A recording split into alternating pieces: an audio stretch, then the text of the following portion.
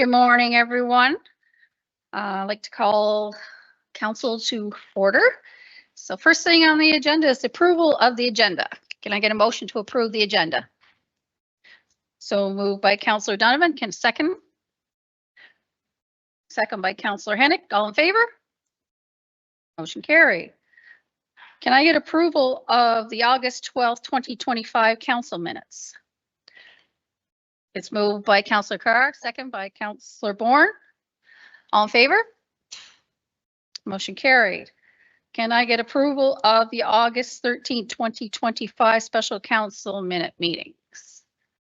Can I get a motion for approval? It's approved by Deputy Warden, second by Councillor Hennick. All in favor? Motion carried.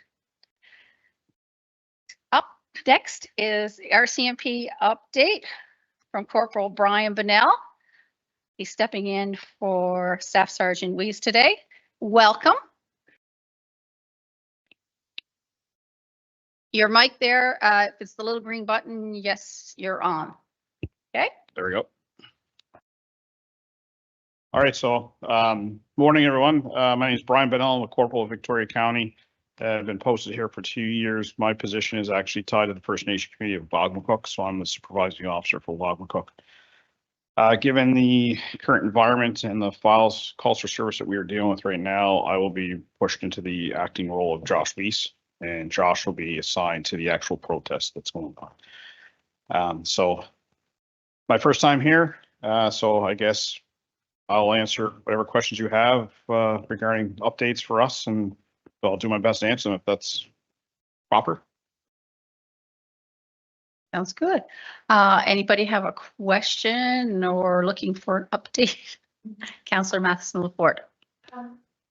My district is also Yep. wondering, is there a specific schedule for, we don't often see many cars on the peninsula, No, RCMP. So I'm just wondering, is there like a specific schedule or rotation, or is there, you know, in a schedule that says? no, there's not. So how it works is we will do our best to, for layman's terms, show the colors, fly the flag. Due to the staffing issues and calls for service, sometimes that's not applicable, that we can't do it.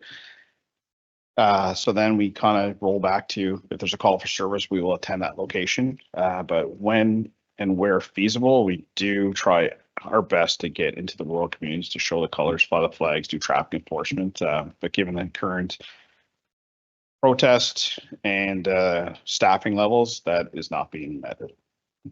Yeah.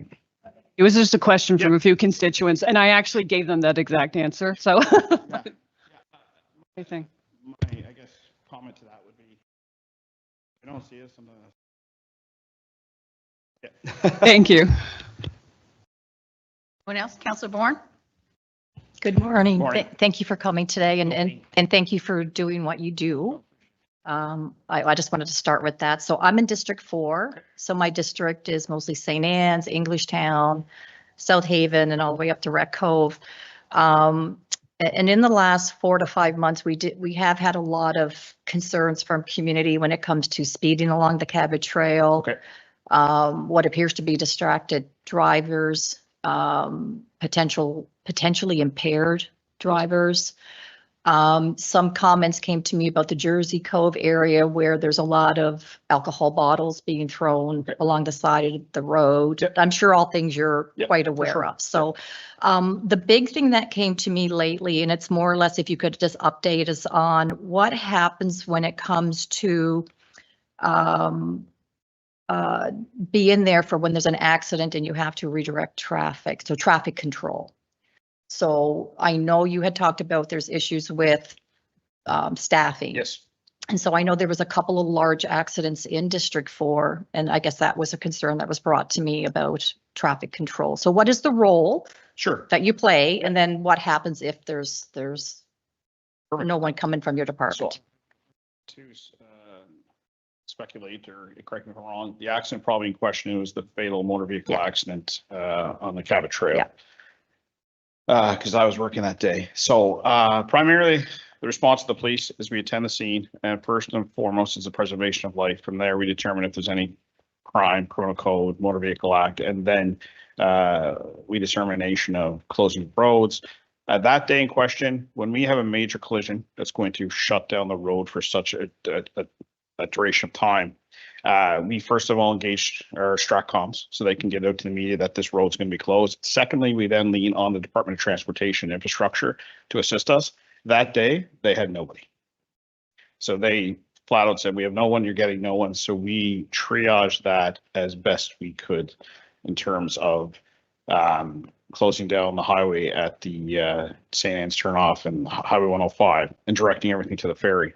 I know a lot of people came and were from displaying their anger towards us because the ferry is backed up. And I'm like, there's not much I can do. You can't, the highway's closed, someone's seriously injured on the highway, and that's your way to Northern Cape Breton at this point. So we lean heavily on Department of Transportation Infrastructure to come and set up the proper barricades and signage so people are advanced, but they have staffing issues of their own, I guess. So that's kind of how we mitigate a major collisions. Very No much. problem. Councillor Hennick?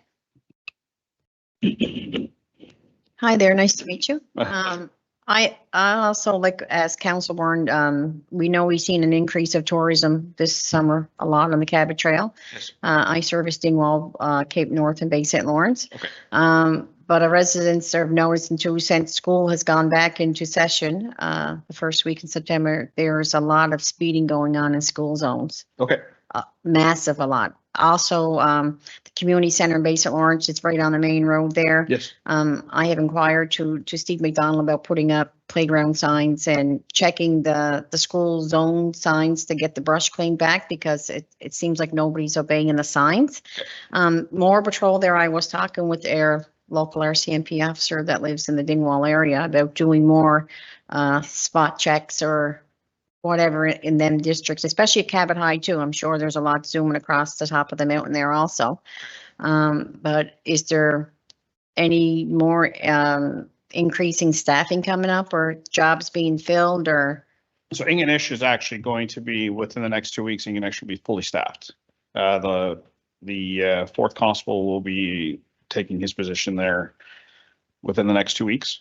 So Ingonish will be fully staffed. So I know just working because we share the same talk group. There has been I hear a lot of vehicle stops they're conducting. But what I'll do is I'll send a request up to Corporal Corey Stead and Ingonish, let them know your concerns and have them address the school zones, Bay St. Lawrence, and to increase the presence there for sure. Okay, thank you very much. Yeah, no problem.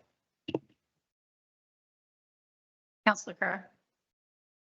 Yes, sir. Thank you for coming. No problem. What is our staffing level here in this detachment? Okay, perfect. So in terms of Baddeck Catastrophe, you have your commander, Staff Sergeant WIESE, your Corporal Chris Shepard. Then you have two constables, Constable Kwame Omatang and Constable Jennifer Williams. From there, we have one member who's off right now, and then you have Constable Patrick Maglia. So you're currently down one constable, and then they have an SSRO position, School Safety Resource Officer, which has been restaffed to be a plainclothes GIS officer. So there'll be an officer that will be, once it's finally signed off, will then be able to handle more drug enforcement, major investigations. Is there a timeline when it will be fully staffed? No, I don't think. The officer who is off right now, in terms of privacy, I'm not at liberty to really say much. I just know he's dealing with the health services officer, the RCMP. In terms of the plainclothes position, I suspect that's relatively going to be signed off here in the fall, is my indication, and that has to be signed off with the commanding officer of the RCMP for the province of Nova Scotia, because they're going to transition most of the SSRO positions provincially into more or less, for better terms, detective roles. Thank you. Yeah. Deputy Warden? Thank you. Welcome. Nice to meet you. Just in general, for the county, it was the summer was very busy. It's a lot of accidents, a lot of incidents. Anything for the public that you would like to say? Like I don't know, what was the most common? Was the texting, For act. for accidents? Yeah, for all the accidents. In your, yeah. I don't, you know what? That's a good question. And I honestly can say, I really don't know. Unfortunately, the last 4 fatals have all been my accidents. Yeah. And they've all been different contributing factors. One was alcohol impairment. One was just loss of control of the motor vehicle. And then, the one in front of Cabot, the Cabot, we actually criminally charged the driver of the transport truck for that. Yeah. So there's been no real common factor. All the serious collisions have all had different contributing factors that led them to occur. Okay. But just asking in case Yeah. you need we can help. I don't know, in any communication, we open to help you Yeah. guys too. I will bring up, and I may get my hand slapped for this, but I'll go for it. Distracted driving is obviously a major concern. As most people don't know, there is an actual amnesty on the charge for driving while using a cell phone. It's been challenged in the Supreme Court of Nova Scotia. A person was charged, they challenged it, and the wording has to be changed. So as such, we do not issue that ticket right now. There's no ticket for distracted driving, For the cell phone use. cell phone. As a result of a Supreme Court challenge. It has to do with the wording. So as you all would appreciate, that would have to go through legislation for a change of legislation. So as a result, yes, we still stop for it 100%. If we see it, we stop for it, but we're not issuing an actual charge for it. So that would be a reason that there may be an increase and when you see people on their cell phones and that, it's because we are not issuing until that legislation change. Thank you. You know, That's quite shocking to me. it was when I heard it too, and I'm like, and then I don't have a timeline on it. Now I may get in trouble but it is what it is, and it's all about truth and clarity, and that's where we're at right now. I'm a counselor for District 7. That's North Ingonish, Niels Harbor, White Point, Smellbrook, South Harbor, along with Wanda's Councillor Hennick's area of District 8. We're getting a lot of reports of break-ins. Okay. A lot. And people are getting very frustrated. Okay. And people are going to start taking matters into their own hands because they know who the people are. Yeah. And we're supposed to get together with Staff Sergeant Cody. But we haven't had time yet. We've been quite busy, but I have raised concerns to Okay. him also. But I mean, people are getting pretty jumpy in Yep. North of Smoky area because they have moved up and down the line area. So if you could maybe check in with that again and. Yeah, I'll definitely check in with it. I haven't myself personally looked at those investigations, as that's Corporal Stead's more or less department to review and monitor. What I can say through my experience is I don't know how much cooperation we get as police officers sometimes in these files. We can attend and they might say, for lack of better terms, Mr. Smith did it. Okay, well, I never personally observed it, so I'm going to need your statement as my evidence. And sometimes we get reluctance there, and people just don't want it, and that's frustrating for us as much as the community, because now our hands are tied. People look at us, and I would too if I was a taxpayer and a citizen. I'd be like, well, why aren't you doing your job? Well, I'm trying to. So, but I'll definitely look into that, and yeah, for sure. Thank you. I just have a follow-up question on that. Yeah, sure.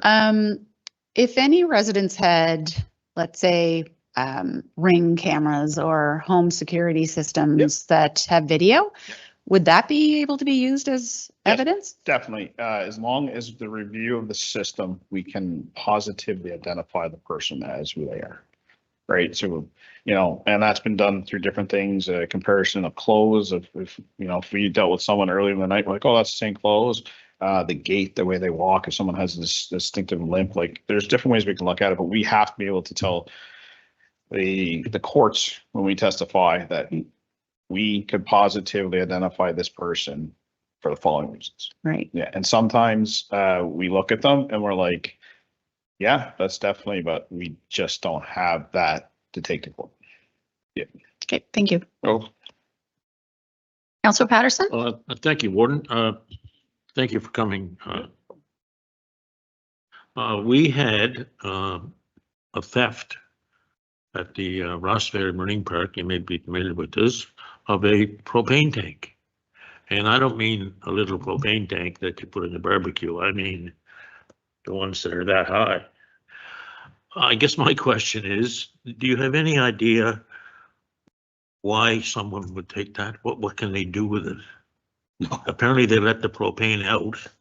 They didn't want the propane, unless it's just the metal of the tank or whatever that might be worth something. I don't know. that would be the only thing I can think of. Yeah.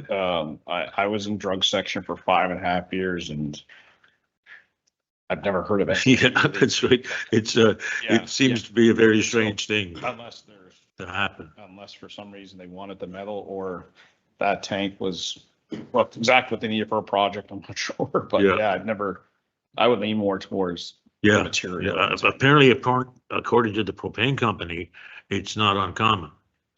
And Okay. they have had others, Okay. and they reimbursed, they put a new tank in Okay. and, filled it, so there was no cost or anything. But, how do you investigate that? I mean, they go around knocking on doors. Do you have a big propane tank? Yeah, the only thing we can do is in terms of surveillance, if there's surveillance, video cameras in the area, a neighborhood canvas, a media release, but for lack of better terms, that's it. Like unless someone, wants to provide us an anonymous tip or some information as to what they heard or saw. Yeah. Yeah. So I guess it just kind of proves that, you can't leave anything No, it's unfortunate. unattended or whatever. That, Yeah, it's unfortunate. I have to, and it wasn't easy to do. I mean, No. this is a big tank. I mean, it wasn't just a matter of throwing it on a truck or something like that. So, it's a lesson I had to have be to well teach planned. my kids every day because they leave everything in the open in the car and I'm just like, you can't do that. Yeah, it's a different world nowadays. So, unfortunately. thank you very much.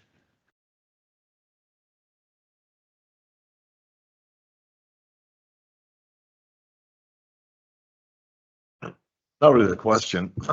Sorry, I represent English. Sure. It's not really a question, just basically a statement. I'm sure you're probably aware of it already, but some people can't seem to distinguish between what an off-road vehicle and a roadworthy vehicle is. A lot of four-wheelers travel on the main roads through English. Yeah. I'm not sure if you're familiar with the straight stretch that runs along English Harbor. Yes. I actually saw it myself, a four-wheeler passing cars going down that stretch. Yep. So it's a matter of time before there's another fatality, in my opinion. Yep. Yep. Not sure that there can be much done about it unless you see it while it's going on. So yes, I completely agree with you. It's definitely just a matter of time. One of them gets seriously injured or killed or causes a serious collision. One of the main problems that, for lack of better terms, handcuff the police in terms of ATVs is the pursuit policy for the RCMP. So if there is an ATV operating on a road which is illegal, which gives us every justification to turn our lights on a conducted vehicle stop, if that person decides that I'm not stopping today, we do not chase. We are monitored heavily through our RCMP, OCC, and risk manager. I actually have my phone tracks me, my car tracks me, everything tracks me, and we will be ordered to stop, and to the point where they will confirm that we were at 0 speed. So that is really the problem of handcuffs. The best thing would be an officer with knowledge of the area. If that's an ATV that's going, and we can say, hey, I believe that's Jim's ATV and we're having problems with him, then we can push that investigation forward and then, obviously meet up with Jim later, seize the bike, and possibly charge him in that. But if we don't know whose bike it is or who's operating it, it's one of probably the biggest frustrations we have as police, because we don't chase them.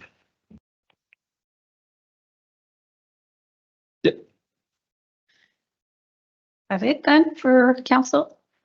I think the only thing I probably want to add that I know Josh had said is just a quick update on Hunter's Mountain. The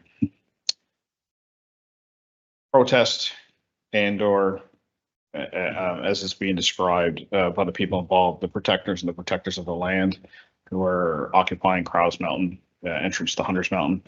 The constant negotiations going on between the RCMP, the province, and the parties occupying it. So that's ongoing.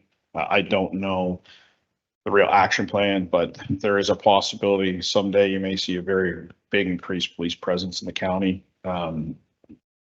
That's what that would be for. I think you may have seen some of them last week. They're the RCMP tactical team. They're not an ERT team.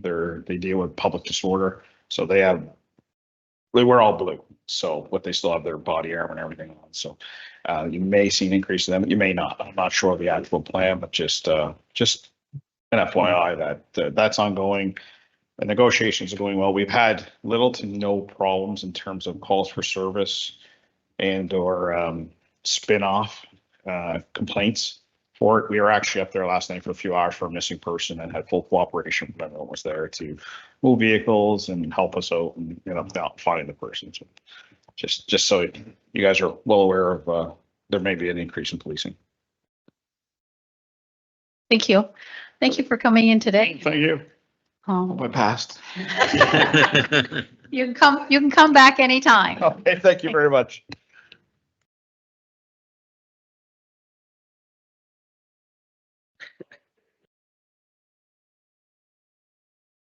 Okay. Next, we'll have a presentation from Gulf North, Mr. BREEN and Mr. McKenzie, if you want to come forward. You'll have 20 minutes for your presentation and questions. Welcome. I will try to be brief, but I'm pretty passionate about this, so I will do my best to be to the point and not get distracted in all the stories and all the things that I could talk about. So. That's a big clock. I see that clock. You tell me when you're ready. Sure. Well, while you're doing that, we'll just introduce ourselves. I'm Doug BREEN. My title is Regional Vice President and Chief Agronomist, which sounds probably more impressive than it really is. I got to make the title up at one point, so that's why it sounds as good as it does. My responsibilities are our operations in Alberta.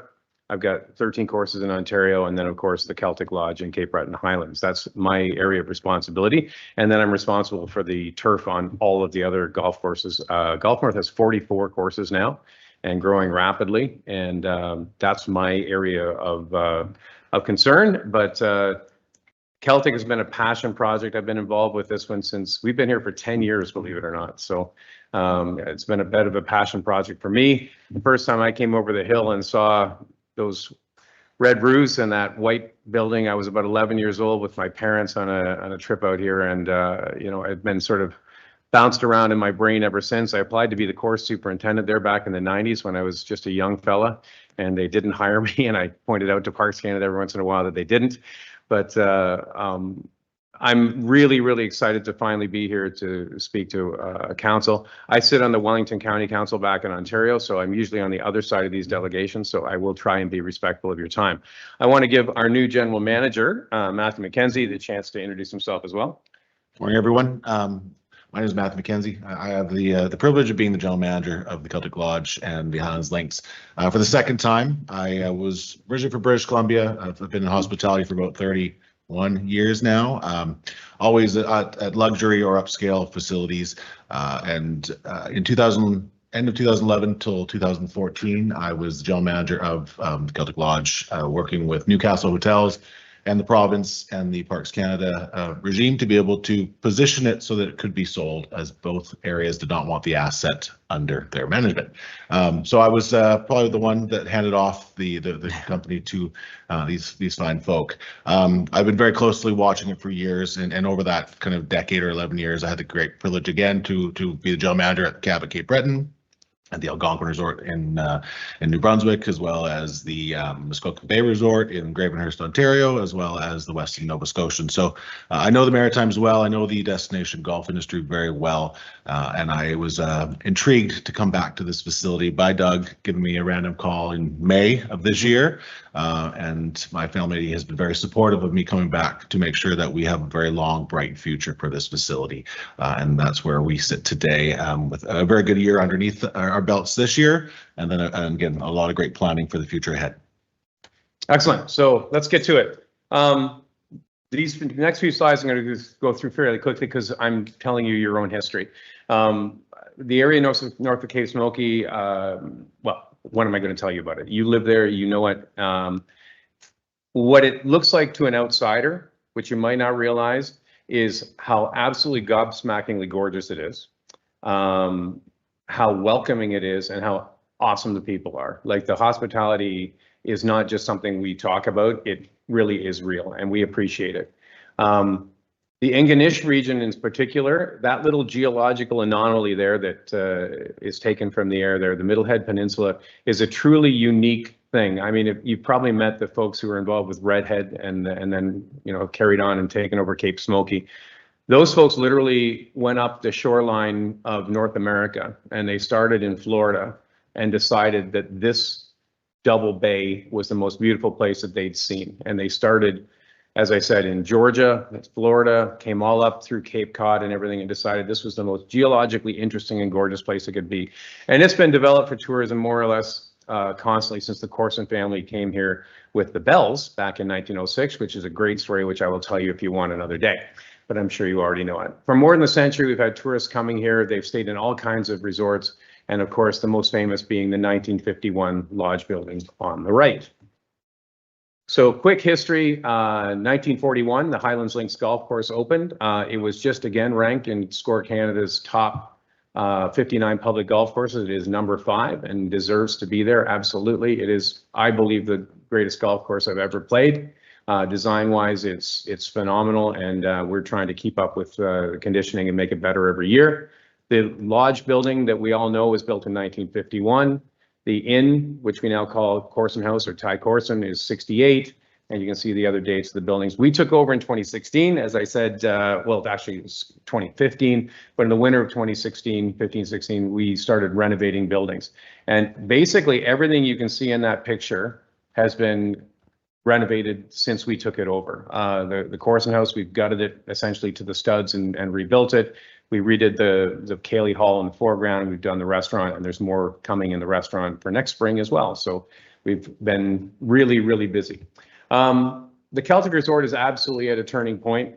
It hasn't been profitable for quite a while, and many of the buildings have suffered from deferred maintenance. And it gives us the opportunity to not just carry on as we have, but what can we do differently?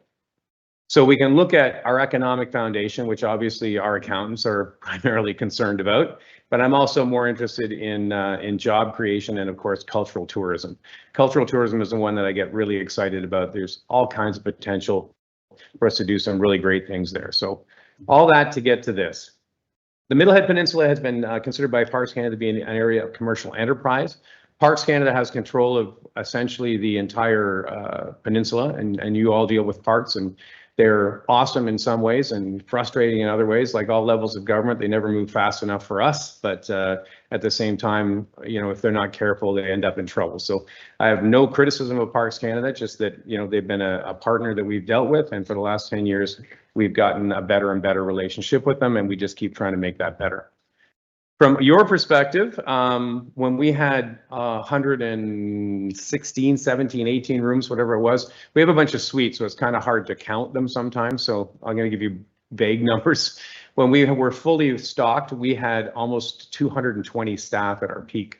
Right now, we're running a little north of 100. Do you know what the exact number is right now? 97. About 97 today, because it's after Labor Day.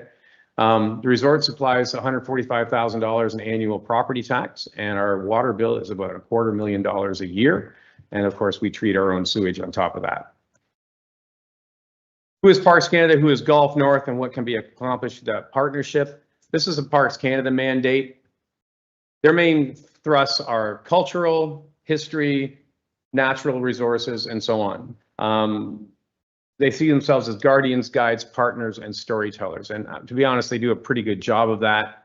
Parks Canada's commitment is to protect, to present, to celebrate, and to serve. Our goal at Golf North is to provide exceptional golf and hospitality experiences delivered by passionate team members committed to customer care. Took a week to write that, in case you're wondering. So what's the congruence and contradiction? And this is the challenge that we're up against. Both partners are on the surface of Canadians and tourists from around the world. Both recognize the historical significance, but are bound by economic realities. Both have access to capital, but are bound by our responsibilities. Golf North can be far more agile, but we require a return on investment. Parks Canada is not bound by return on investment, but an answer to the people of Canada. So what do we have and what can be done? The strengths are, we've got great geography. The capital is available. Golf North has money, but we need to make money to spend that money. The federal government has vast resources, but they're kind of hampered by the lease that we've got on the actual lodge building. And I'll come back to that in a minute. Operational, we've got some really good human resources. We've got some great experience in those human beings that we have on site. And we have a pretty good record of success in these and other places. The big thing is the passion. Parks Canada and Golf North are true believers in this site. We really do believe that this can be a primary or premier destination for the Maritimes and for the whole country and maybe for the world. This is a great golf course. It's a great community. It's a great place to be, to eat, to sleep, and everything else. Our passion is very, very high. The weakness is the geography, which is also a blessing. You know, everything from getting things delivered to, getting human beings on site and so on. The deferred maintenance is our biggest weakness at the moment. The estimate from our engineers are telling us that the lodge alone needs $35 to $45 million just to make it work. We have the hydro at this point, or sorry, call it power out here, the electricity has been condemned and shut off. The fire suppression system has failed twice and flooded it. We had a $1.3 million insurance claim from the fire suppression system failing in the attic, and it is not working at the moment and needs to be completely replaced. The two boilers that were put in 1951 are still there, and we're held together with duct tape, hope, and prayer.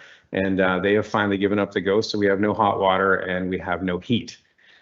Never did have air conditioning, and when we tried to put air conditioning in, we found out we didn't have enough electricity to do that, which led to more problems, and then all the sewage pipes are breaking as well. So that's the condition of the building. So without making it look any prettier, we need $35 to $45 million on that building. The weaknesses, of course, are lack of agility with Parks Canada. They take a while to get things done. And of course, we're very impatient. And then the ownership is odd that it's operated within the national park and the lease limits investments by Parks Canada in it. But the opportunities are here. The Canadian tourism is an all-time high. I mean, we all watch the news every night and you guys see it driving up and down your roads every day. It's not just here, it's all across Canada. We have golf courses in Alberta and in Northern Ontario and also in British Columbia. And tourism, people staying home is exactly what's happening right now. Internationally, we're a very popular destination. Lots of people who would normally be in the States are here this year. The golf course is in great shape right now. It's still in the top 10 overall and top 5 in public golf courses. I'm always hesitant to say it's because I'm a turf guy. I would never say it's never been in better condition because it can always be better. So we keep working on that, but it's in really good shape right now. The rooms that we are offering, and there's only 54, again, depending on how you count them, but roughly 50 rooms is all we have to offer right now. But everything we're offering has been fully renovated since we took it over 10 years ago. In some cases, they've been renovated more than once because of property improvement plans and so on. So we're pretty happy with what we have to offer people. The restaurant has been consolidated, expanded, and renovated, and we're still looking at more work there. And then we've got great synergies. We've worked well with the Cabot Trail people, the Cape Smoky people, Cabot, Baddeck, any other golf courses who want to talk to us. We play well in the sandbox with anyone who wants to play with us. The threat, of course, is the profitability has made been almost impossible because of aging infrastructure. Our operating budgets aren't too bad, but our capital budget is just burying us. The economy, present tourism golf trends aren't dependable. They're great right now, but it's hard to sort of make 50-year plans. Deferred maintenance, we've already talked about, and it's not just the lodge, but the cottages need to be redone. We've got water, sewage, lights, pavement. We've got all kinds of problems up there with maintenance that has been punted, and we need to get on sooner than later. The threat is that we can't expect to see a return on investment on the lodge renovation in particular. Some of the others we probably could, but to spend $35 million on a building with 35 rooms just doesn't make any sense. Parks Canada, their investment is limited by the terms of the lease, and obviously the public perception is that we're sitting there doing nothing when that's not actually true, but it looks like we're doing nothing, and doing nothing is not an option. So what are you going to do? We look at the state of the golf course as a positive. We look at the marketability of our potential of the buildings that we've got, and the state of the cottages are, and lodge, obviously they're unmarketed and unclosed, and we need some money. So now my ask, the capital required to truly refurbish the main lodge and the cottages is not economically viable. However, and also due to erosion, the causeway is expected to erode, and the Parks Canada are telling us it may be in an unusable state for transportation without building a bridge. So there's lots of problems with the part beyond the Narrows. There's a reasonable economic plan for the renovation and replacement of the cottages, but none which makes sense for the lodge except for regions of nostalgia, which are valid. There are serious social implications of the destruction of the lodge and of the lodge building, less so the cottages. Therefore, if we want to keep the lodge, we must find external funds to make it work. So what could that look like?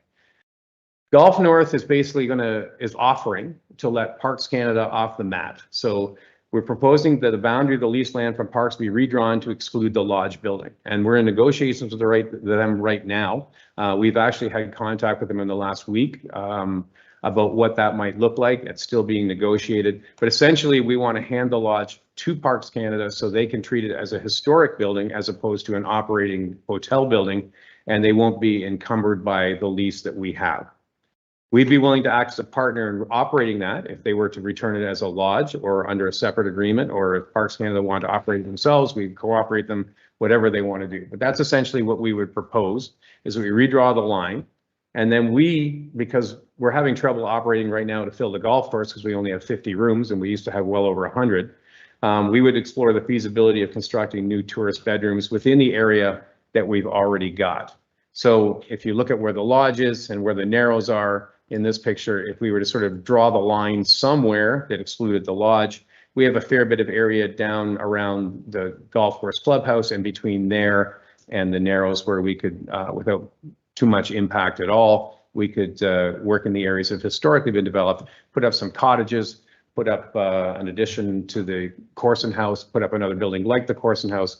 We're open to all kinds of different options, but the bottom line is we need about 100 more bedrooms than we have to be economically viable.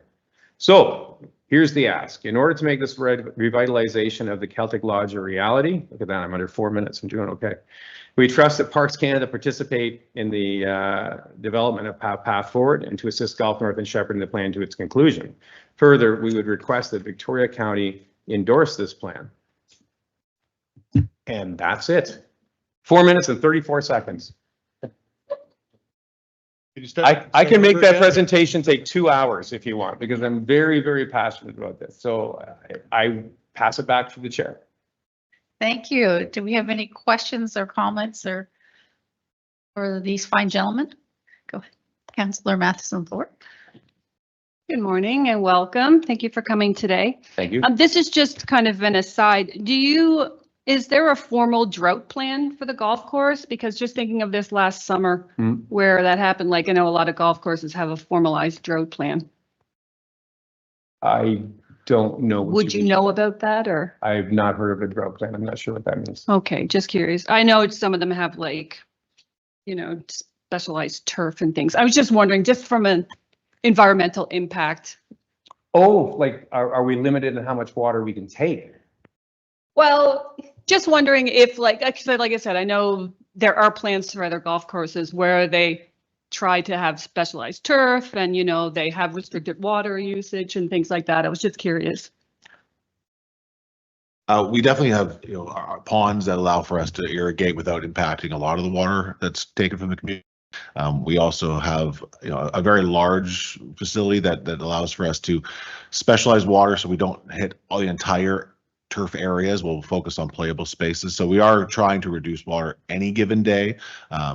But to reseed to go to a low water consumption soil would be probably much more damaging to the course, especially since it is a historic type of facility and we'll maintain it to that level. But again, you know, over this winter or this summer, it was a great example. So we really focused on where the irrigation was, time of day, so we'd maximize the ability for saturation and making sure that we didn't take more than we needed to preserve it.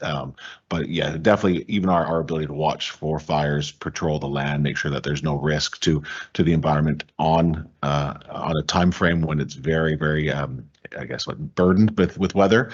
We're very conscious of that for sure. And yeah, if the question was conservation, yeah, across the country, there's a real push in the golf, well, across the world, there's a real push in the golf course industry to conserve water. We just signed a deal recently to build 3 courses in the Kingdom of Saudi Arabia. And it's super interesting to see what they're doing with water there. And essentially, there are breeds of grass that we can use. We can overseed and for water resistance, or sorry, for drought resistance and to use less water. The big thing that is, when I started in the business 100 years ago, we used to water in the middle of the day and, you know, just sort of soak things. And we now, like, I just paid for another $3,000 moisture meter. They now literally walk out and they stick it in the green and they tell you exactly what % moisture is in the green. They go all around it and they, rather than just watering until it looks right, we actually are keeping track of how much we're using and targeting in special places and making sure we're not watering when we don't need to, things like that. So no, I didn't follow what you meant. If you're talking from a conservation perspective, yes, across the whole industry, we're doing all kinds of things to try and use less water. And from the resort side, we went brown this summer. Yeah, we would target water just planters and just to keep some beauty and color, but the entire facility we would watch for dryness, but we wouldn't address it with water. Yeah. So we keep the tees and greens nice and make sure that the fairways don't actually die. Okay, thanks. Great answer. Thank you very much. Don't let them die. So Bourne? Great, thank you. Thank you for coming today. That was a great presentation. Would we be able to get a copy of that presentation sent to council? Great, thank you.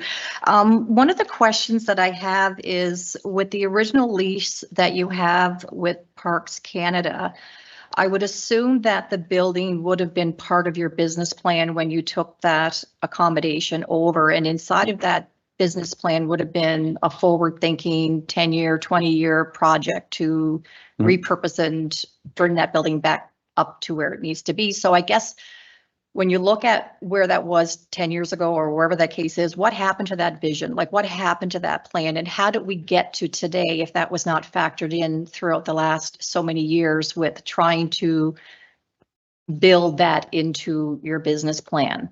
That particular building was in really rough, and we knew it was in really rough shape, but the Parks Canada lease was take it or leave it. You either take the whole thing, warts and all, or you don't. And we decided to basically roll the dice and take it. What we were surprised by was that building in particular was way behind on deferred maintenance. So there was an expectation that, for example, the 2 boilers, right?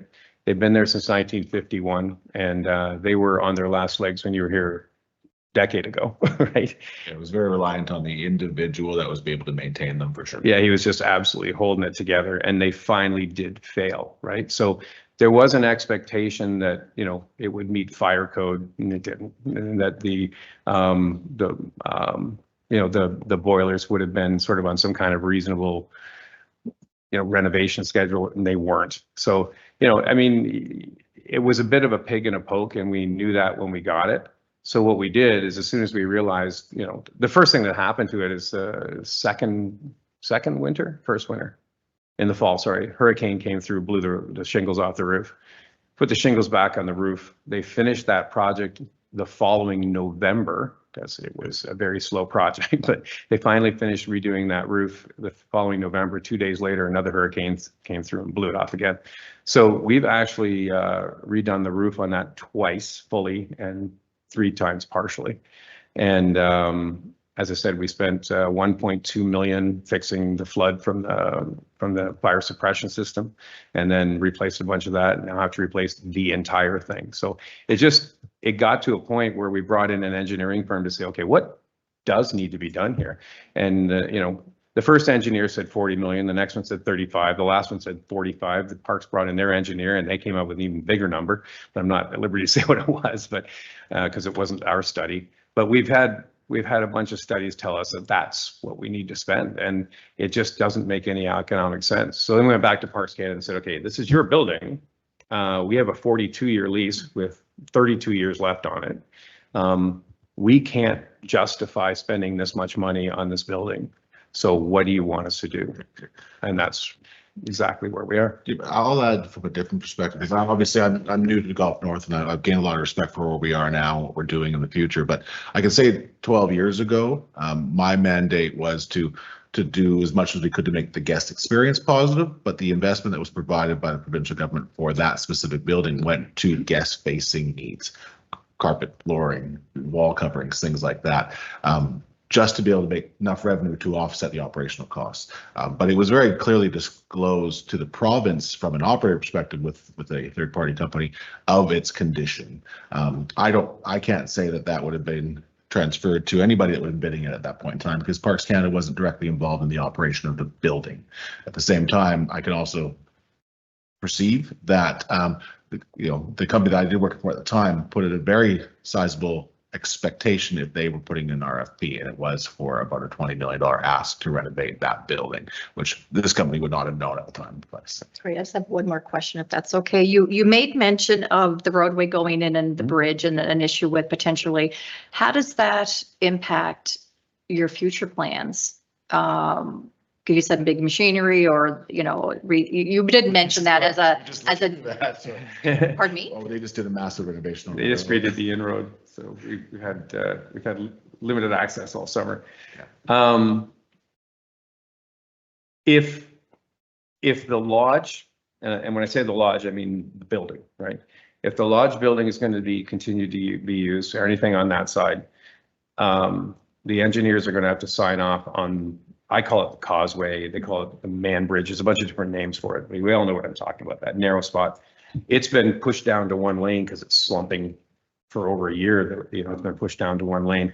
They're very concerned about vehicles going across it. If we hand that back to Parks, then ultimately it's up to Parks to figure out what they want to do with it. They're responsible for that road anyway. That the road is their responsibility no matter what, right? So, if that were to go, I mean, essentially the next step would be you'd either have to build a bridge or just make it foot traffic only. In the speak of the construction, I apologize. They've done a very significant rerouting of the road into the facility, which is obviously disruptive from a operational perspective. But that partnership with Parks Canada, they were very communicative. We did know their timelines. We worked around as best we possibly could.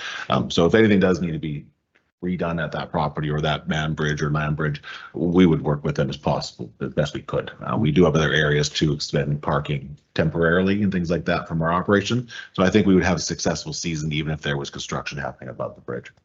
We'd just be happy to see something happening. Yeah, absolutely. Yeah. The perception is that we're doing nothing, and it kind of drives me crazy. Councillor Hennick? Hi there. Thank you so much for coming today.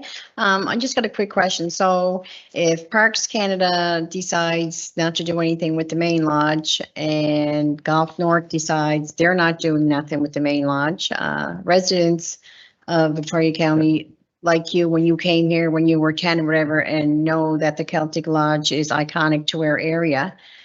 So where is the stalemate going to be with the lodge and the people of Victoria County when it comes to? Well, we are of the opinion that it doesn't make sense to renovate it as a hotel in its present form, right? That it's not big enough. It doesn't have enough rooms in it to justify what it would cost to make it stable. And again, that 35 to 45, that doesn't make it pretty. That just makes it so you can turn on the lights again. And, so it'd be even more than that. But beyond that expense, there is probably a plan that would make sense if the building was stable to go ahead and renovate it and make it prettier and all those kinds of things. It still is actually quite pretty, as in with Matthew recently, and you can still walk in the Cayley Hall and have somebody play there tomorrow. So I'm sitting there, yeah. yeah, And from an operational perspective, which obviously Doug and his commitment with Parks Canada is a difference from day to day. So since I've arrived, which is about 3 months now, we've now completely cleaned out the main level. We've secured the building. We've had a lot of break-ins as well, which I didn't really mention to the RCMP, but we've now secured it. It'll be an intentional break-in for sure at this point.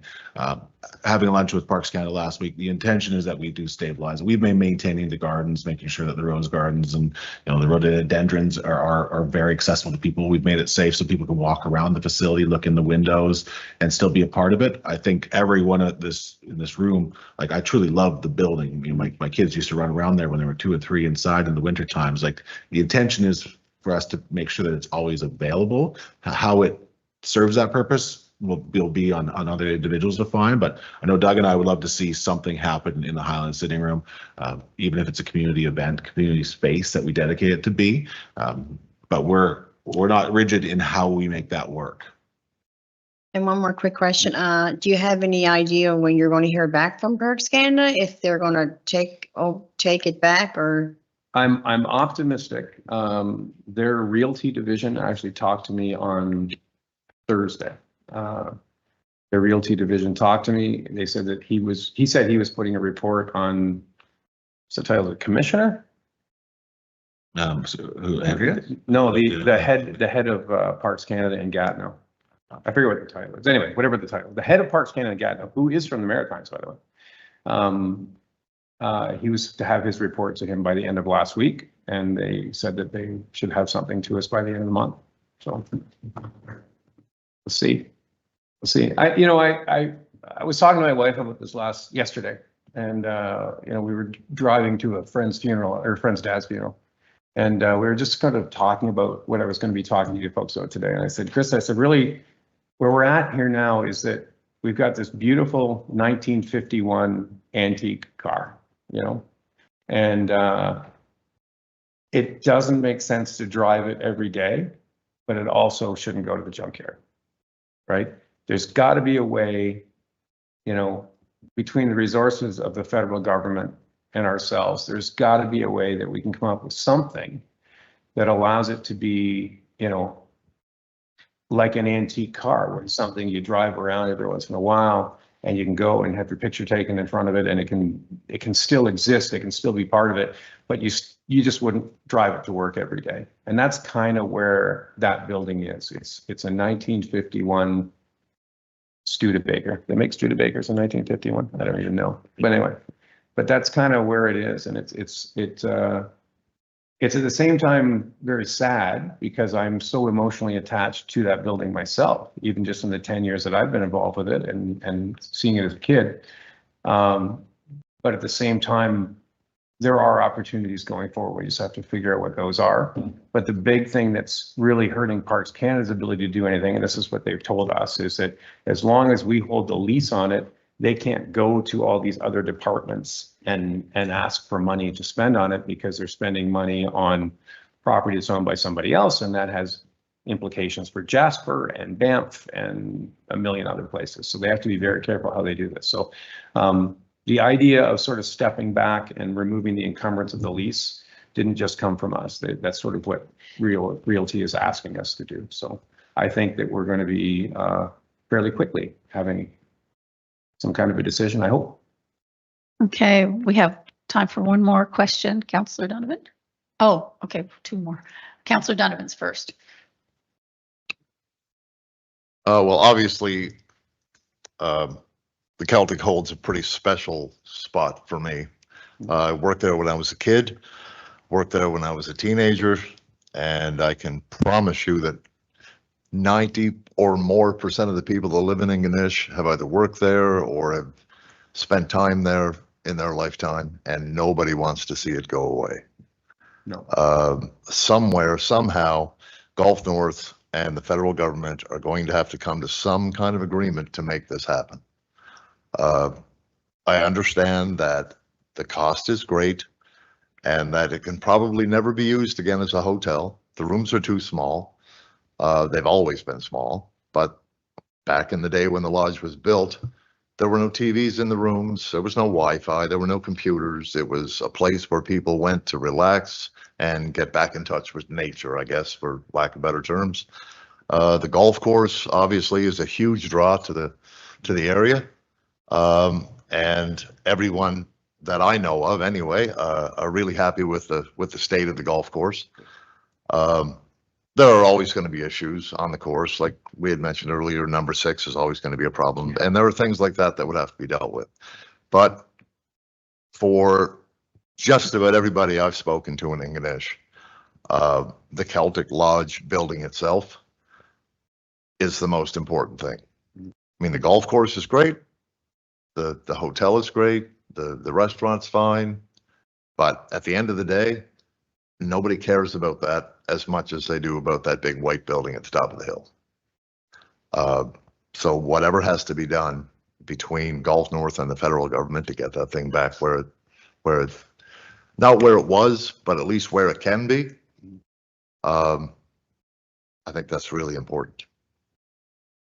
And like I said, I've had several people come to me and ask me what I know about the situation, and not much. That's one of the problems I find, like when you said earlier that people say or have the impression that you guys are doing nothing. It's because they're not getting information and the rumor mill gets wound up. And I also understand that Parks Canada isn't always forthcoming with information.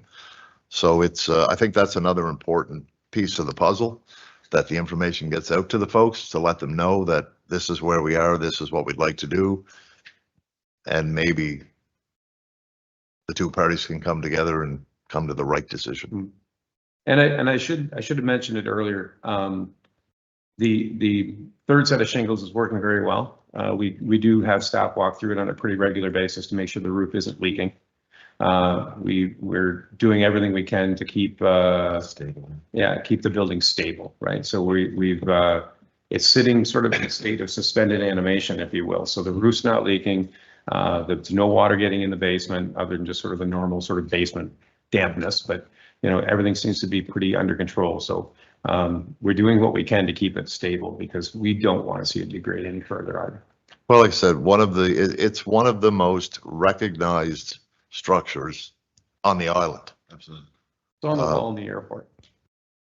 Both airports. I've been I've been on vacation and people ask me where I'm from, and they didn't know where Ingonish was, but they knew it's where the Keltic Lodge was. It's the logo, you know.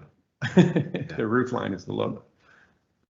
Like I said, I mean, well, like I said, you showed in your logo, the golf course, the motel, the restaurant, they're important, but not as important as that main structure. I can say personally, Tim, I mean, the reason I came back, you know, I had a great career, have had a great career. It's simply because I believe I've mastered a skill that can actually make sure that our reputation, our quality, our consistency, and how we manage it will build great relations with Parks Canada, get that nod so that we can continue to move forward in a positive way. So I've been a critic. I've been a sightseer from the outside watching this property over the last decade, but I feel I'm here for that same commitment to make sure that it's preserved in some way and is a beacon on that hill forever. And as long as from the day to day that I'm there, you know, from cleaning out the old kitchen to making sure that the floors are swept to locking up the building right now, like if you peer in the windows today, it's a beautiful building. It looks like it could open tomorrow. But the infrastructure needs to at least have a baseline of stability. And I think as long as the rest of the operation will help for that and the ROI continues to happen, then we definitely have the resources to invest once we can get to the table with Parks Canada. So that's where we're at right now. And that's why that submission and support from all of you is we're going in the right direction. And that kind of swell of positivity can kind of get the view that Parks Canada doesn't want to get bad blemishes on their reputation again, move in the right direction.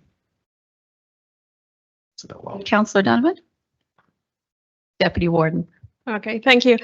I hear these conversation signs. It's my third term. The formal deputy warden, Larry, was here asking questions. What happened for 10 years, and that's the first time you guys sit down here. So I appreciate it. Just I'm a little confused. Like Are you going to support to rebuild the main lodge, or you want Parks Canada to take over the main lodge?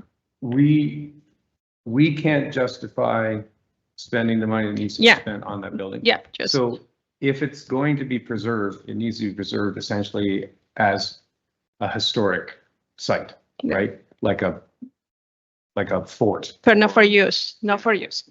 To use it as a hotel just doesn't make sense. Or for, I don't know, for something. So the idea is that we step back from it, take it out of our leased area, and then Parks Canada can pursue all and any options that they can come up with and do what Parks Canada does. I mean, Yeah, okay.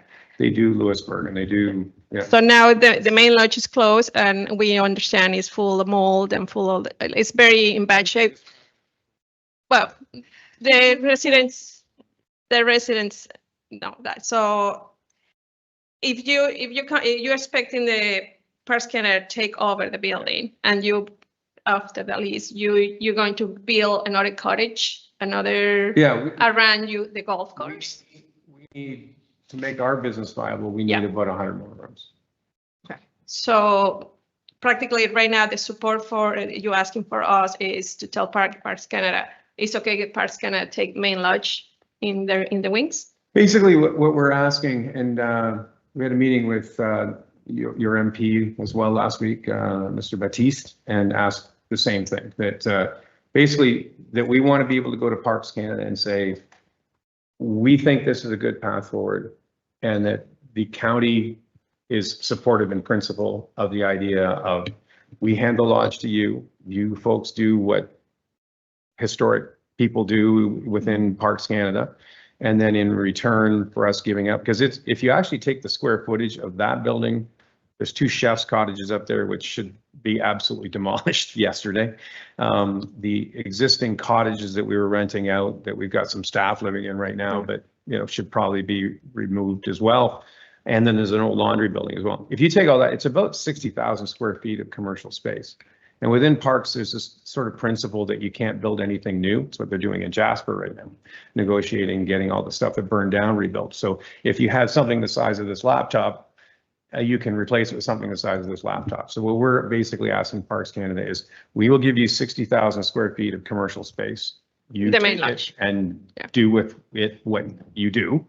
And then in return, I mean, we'll probably ask for 60, even though we don't need it, right? So we'll ask in return, we want to be able to build something new, purpose built for basically the cluster of buildings that are already there. Like, the spot, right? There's the Keltic Lodge, and then there's the restaurant, and then there's the spa and the Corson House. Basically, we just want to build more in that area and flesh it out basically down to the first. I understand that, but my point is, you guys want to take out I know it's some sentimental value, as you say in your presentation, but it's the heart of English. So if you have 44 golf courses around the world, and that, do the company not have enough money to do something with that building? We're not a charity. No, it's not charity, but it's your attraction, right? Yeah. You're putting your logo in the Keltic Yeah. Lodge, right? You're attracting your business there. Yeah. So it's just, We've I'm just trying to understand that. We've already spent on that property about $20 million Yeah, altogether. Right. On the lodge itself, probably 2, 3, if you include the insurance claim, definitely well over 3.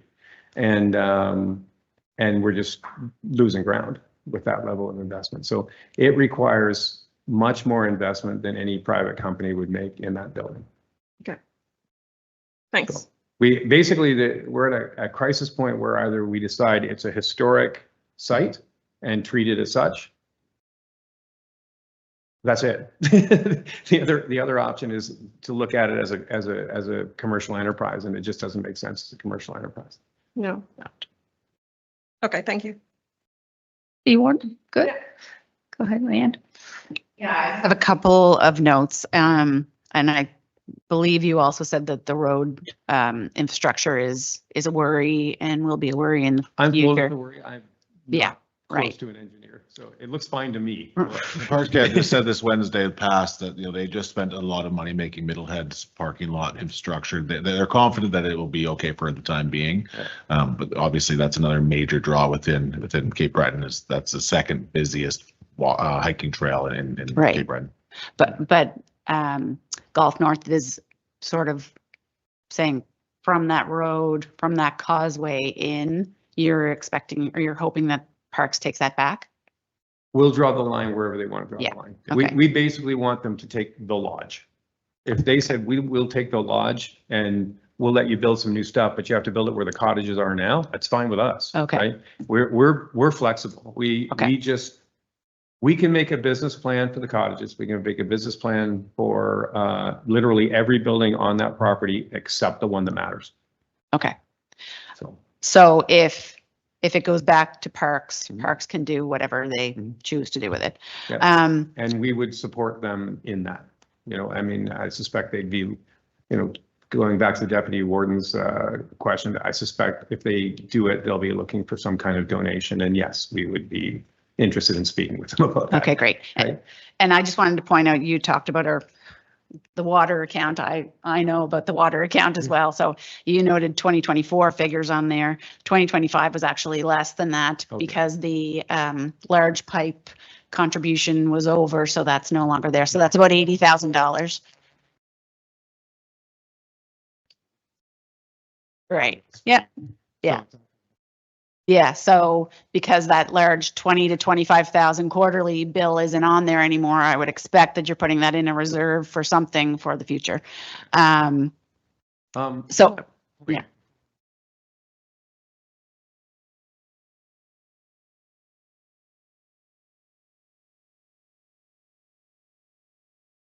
So- Any chance of getting? So that was a discussion that we had at the very beginning of our wastewater treatment plant, and Parks told us that they were no longer interested in that, but certainly we are. That's great to know, actually. Okay, that's actually really good news. Yeah, so yes, possibly. So I tried to convince them to just bury the pipe while they were on the road. okay. As a counselor, I tell people to do that all the time. So about in the last year, they came back and said that they had fixed it themselves, but we certainly will reach out to them again on that. Because they're supposed to be another one of our anchors on that system, which is great. So what I heard was that you're looking for council to endorse some type of agreement for getting the lodge to some type of better state. Yes? Yeah, looking to see if. Yeah. No, specifically, I should have summarized that on one of your slides and I didn't. Essentially, the ask is that the council is supportive in principle of Gulf North relinquishing the lodge to Parks Canada so they can look at other funding opportunities to save the lodge. Then I would put in some wording about how important it is to you that that lodge be saved. I'm not telling you how to do your job, but I am a counselor, so I do this. And then the second part of it is, and then in return for giving up that commercial space, the Gulf North wants to be able to build more rooms somewhere else within the already developed area of the rented property or leased property. So that's the two pieces, that we give it up and that they explore whatever options are best, and that in return we be allowed to build something. So we can achieve the economic levels that. Yeah, we need to achieve. honestly, Demand. the golf course is not full because we don't have enough beds to put people's arses into. Right. So ideally, you take that, you've obviously made a business decision that the 35 to 45 million is not best spent in that building. Yes. But are you expecting to spend 35 to 45 million on new accommodations down there? Yeah, I don't know if it would be that much all in one go. We would phase it over time and so on, but yeah. Over the lifetime of this lease, yeah, well, there's no question we'll spend that much. We've spent that much already, or almost that much already. Thank you. When you add the $1 million a year loss in operating, so. Well, thank you. And I guess council will take that under consideration. Thank you. I and get appreciate back it. to you. Okay, I appreciate your time very much. You know, we've been neighbors for a long time. It's fine. It's a time we finally came down and said hello. So now that you've got my numbers and you've got my email address, anytime, let me know and we will do anything we can to help you out. Thanks again. Thanks, folks.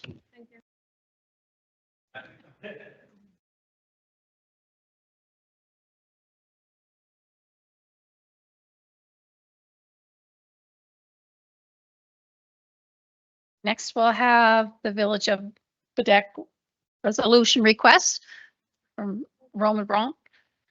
Please come forward there. Welcome.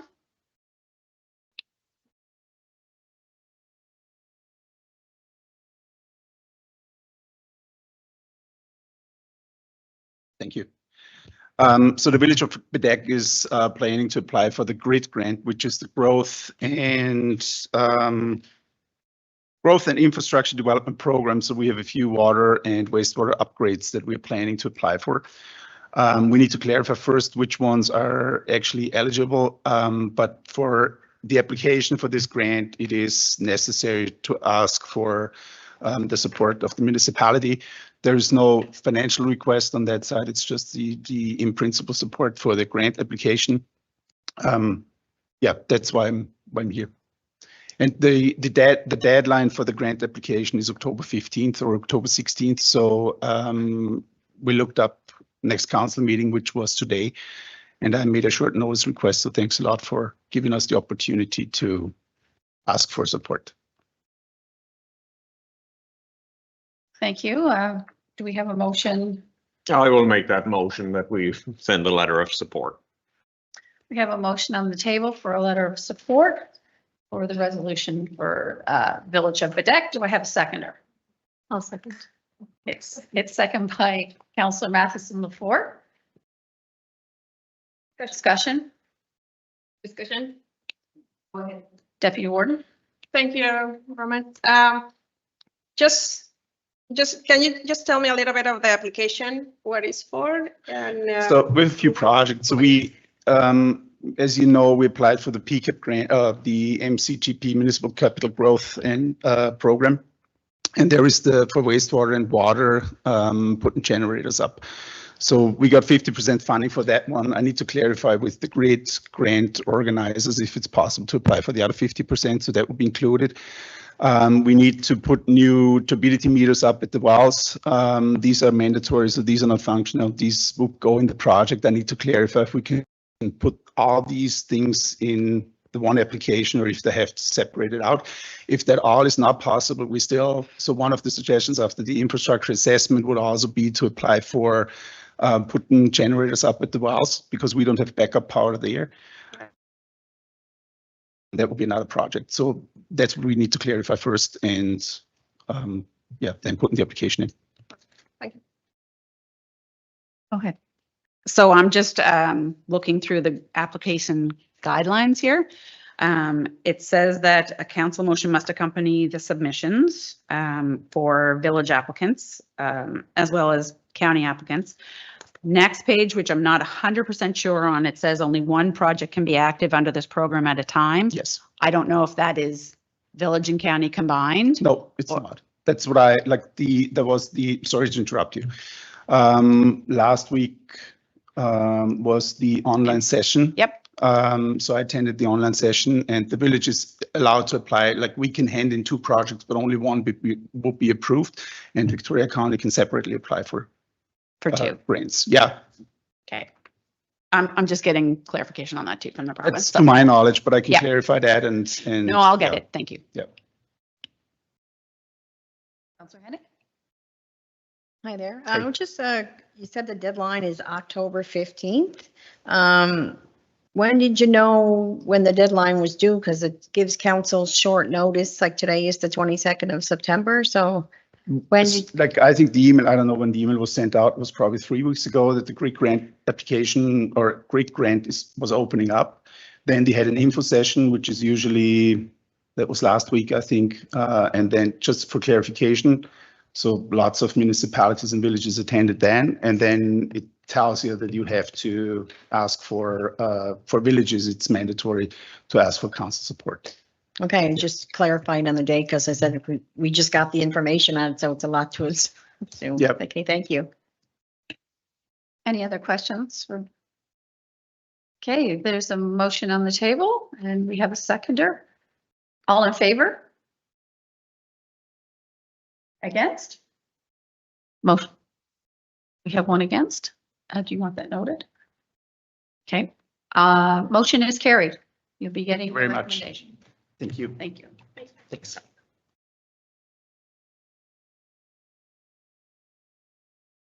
You're at least. We'll take a 15-minute break.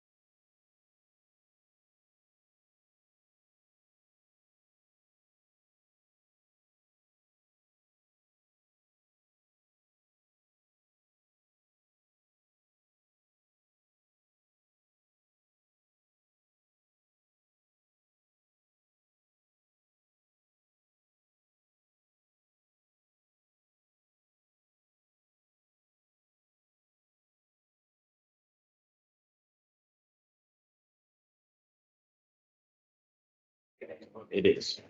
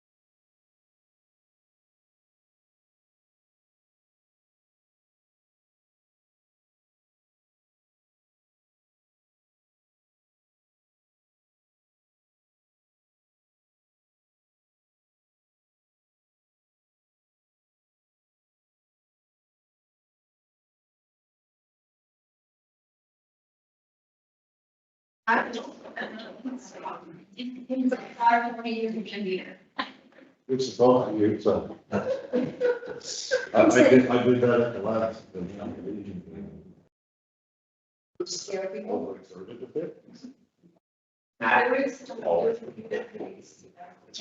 Okay, we're ready.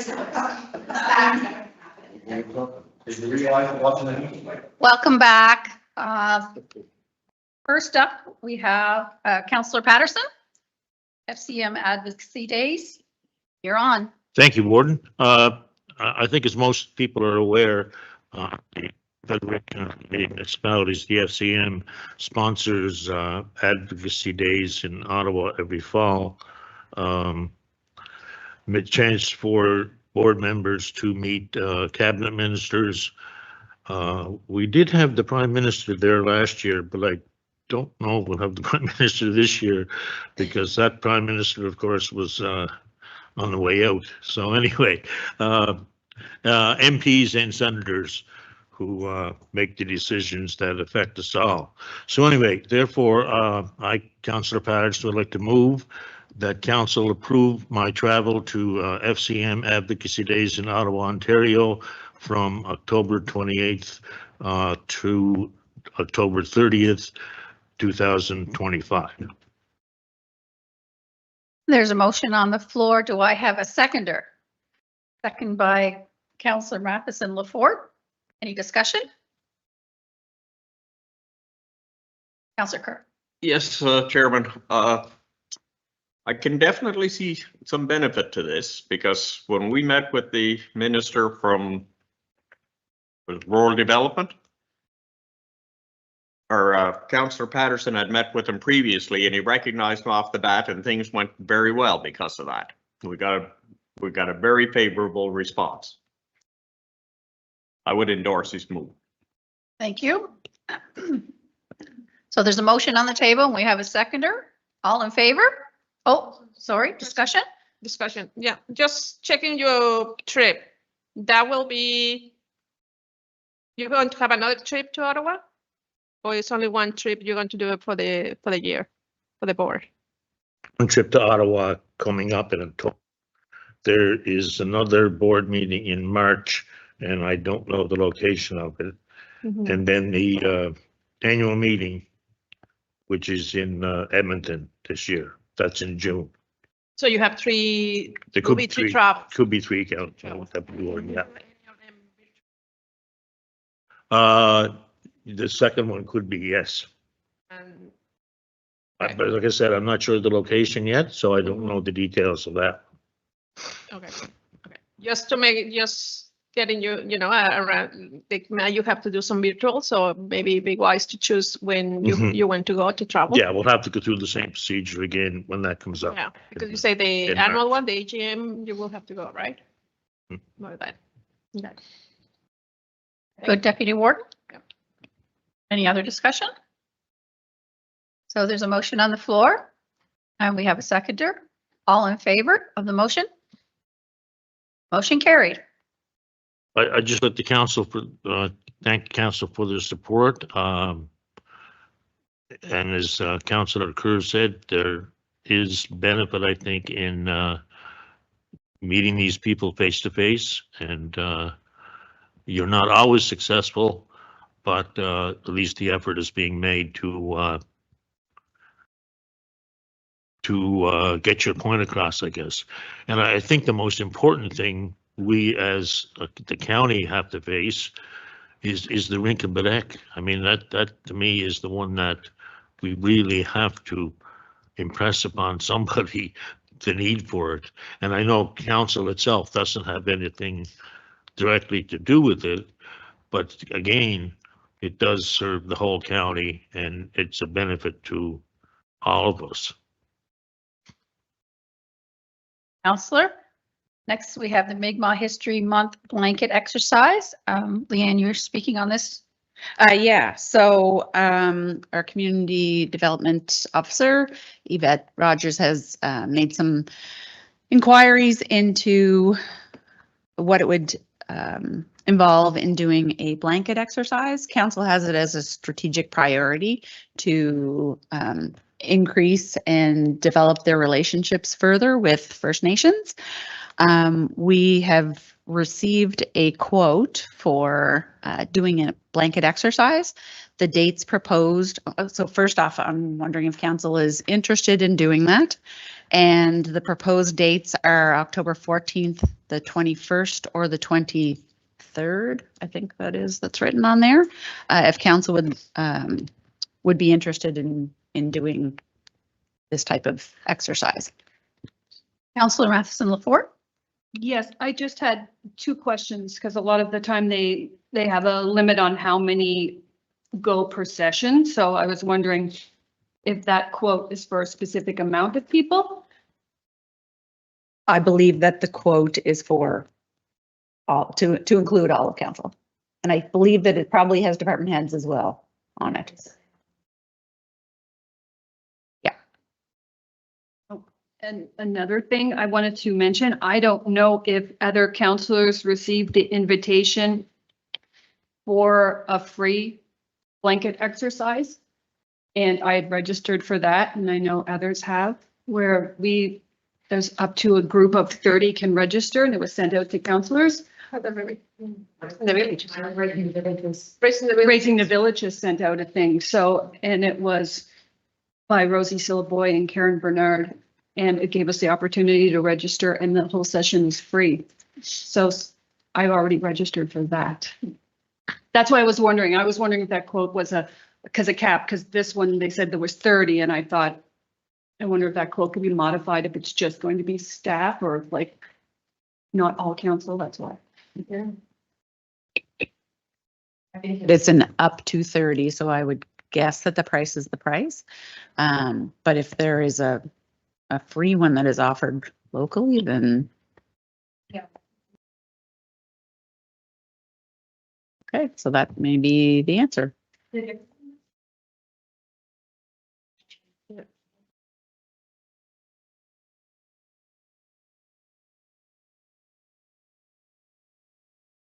Who is actually registered for it, if any, like I have.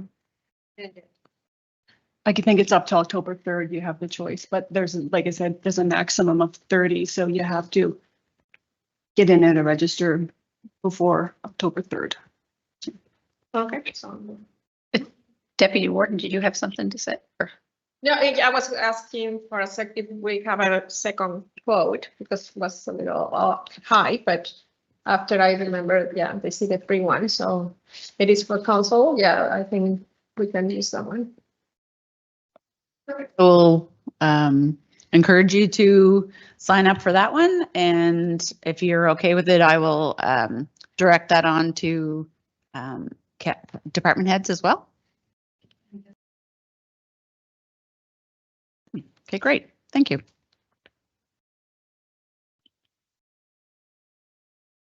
Okay, NSHA quarterly emergency care updates. Councillor Bourne? Yes.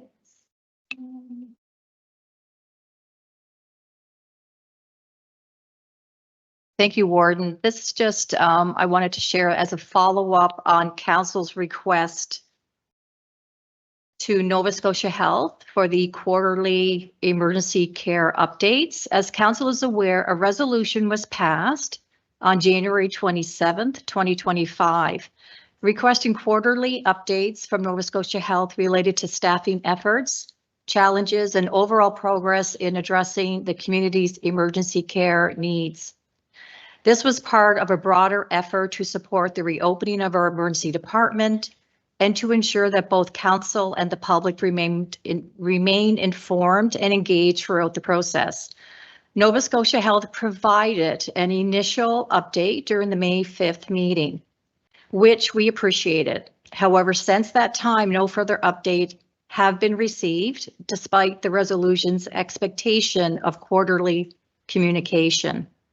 In light of the ongoing concerns around emergency care access and the critical importance of reopening our emergency department, I am proposing that Council follow up directly with the leadership of Nova Scotia Health to reaffirm our request. So this would be my motion. And that Council directs staff to prepare and send a formal letter to Brett McDougall, who is the Vice President of Operations for the Eastern Zone, requesting his immediate attention and support in fulfilling Council's January 27th, 2025 resolution for quarterly updates related to the reopening of our emergency department, including staff efforts and ongoing challenges and progress made. This letter should include a copy of the original resolution and an attachment to provide full context and reaffirm Council's expectations. The letter should emphasize that these updates are essential to maintaining transparency and accountability with both Council and the public, and to support the goal of restoring emergency care access to our community. I would also like this letter to be copied into the President and CEO of Nova Scotia Health, the MLA for Victoria the Lakes, and to the Minister of Health and Wellness from the province of Nova Scotia. There's a motion on the floor. Do I have a seconder? Seconded by Councillor Carr. Oh, any discussion? All in favor? Motion is carried. Thank you, Councillor. We'll move on to district highlights, and we'll start with Councillor Matheson-Lafort. You, Warden? I've decided to break up My district highlights as a review of past events, upcoming events, and district concerns. I'm trying to cover everything evenly, a suggestion by Deputy Warden McLeod. So for review of past events, on August 30th, I had the honor of attending the Barra Strait Mi'kmaq Friendship Festival on behalf of Victoria County Council. This was hosted by the Grand Narrows Waterfront Development Society. The event brought together Mi'kmaq and non-Indigenous communities in a meaningful celebration of culture, connection, and shared values. Off script, it was great.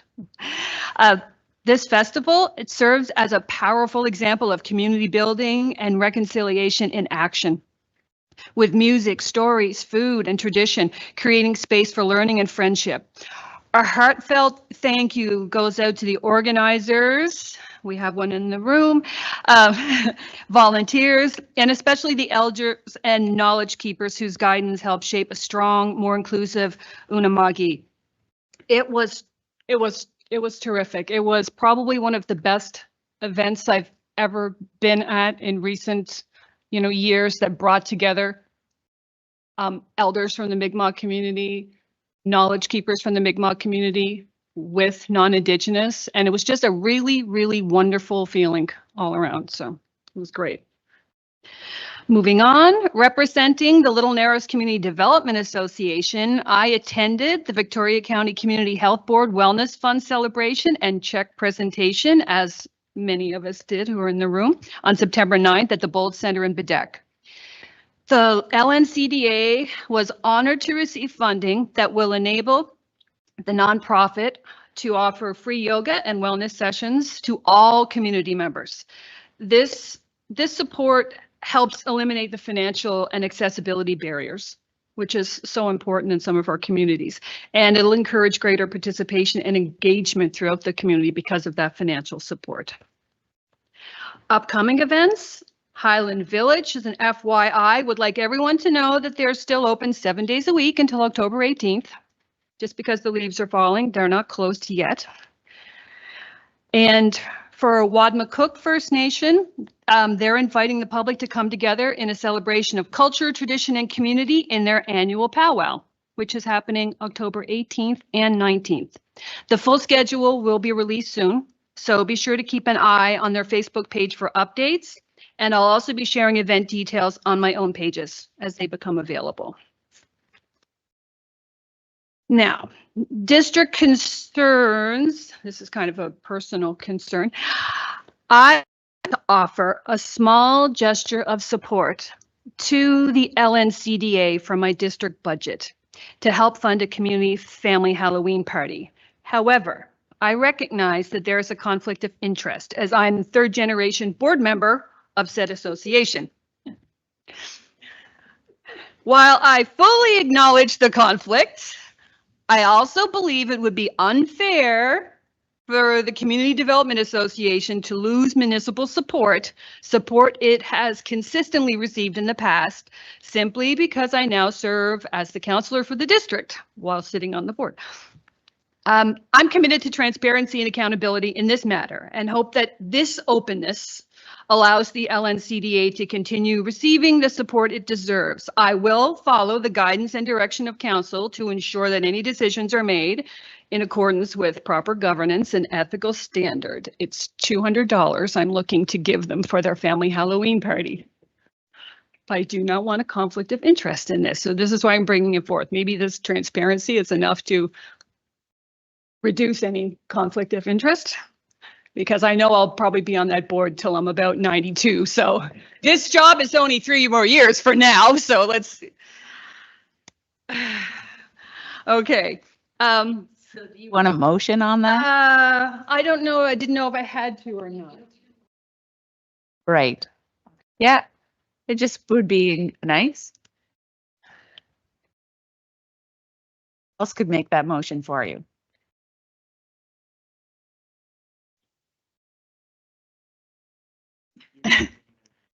I move that District 1 would be able to be in receipt of the $200 to help support the Halloween event coming up for.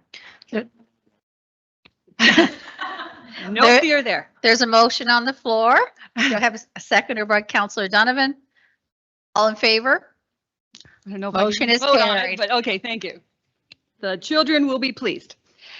And finally, I'd like to bring forward an ongoing concern in my district regarding, and I saw this morning, regarding excessive speeding that I saw is an issue everywhere, particularly in residential areas where walking, jogging, and cycling is common. This is a recurring issue raised by constituents, and I believe it's a challenge not just in my district, but across the county. And as Corporal Bennell mentioned, while the RCMP continued to do their part through enforcement and presence, it's important to remember that the responsibility ultimately lies with the individual drivers. Safe driving is a shared duty, and community awareness plays a key role in addressing this issue. So, to support ongoing efforts, here are some reminders and important gruesome statistics related to speeding in Nova Scotia. Number one, speeding is a leading factor in fatal crashes. In Nova Scotia, approximately 1 in 3 fatal collisions involve speeding or aggressive driving. That comes from Nova Scotia Department of Public Works. Number two, most speeding-related crashes happen on rural roads. Why? Because a large percentage of drivers underestimate the risks due to lighter traffic. Number three, stopping distances increase significantly with speed. As anyone knows, when they read their driver's manual back when they're 16 years old, at 80 kilometers an hour, it takes over 60 meters to come to a complete stop, far more than the length of a basketball court. Number four, pedestrian survival drops sharply with speed. A pedestrian hit at 30 kilometers an hour has about a 90% chance of survival. At 50 kilometers an hour, drops less than 50%. And 5, community complaints help enforcement.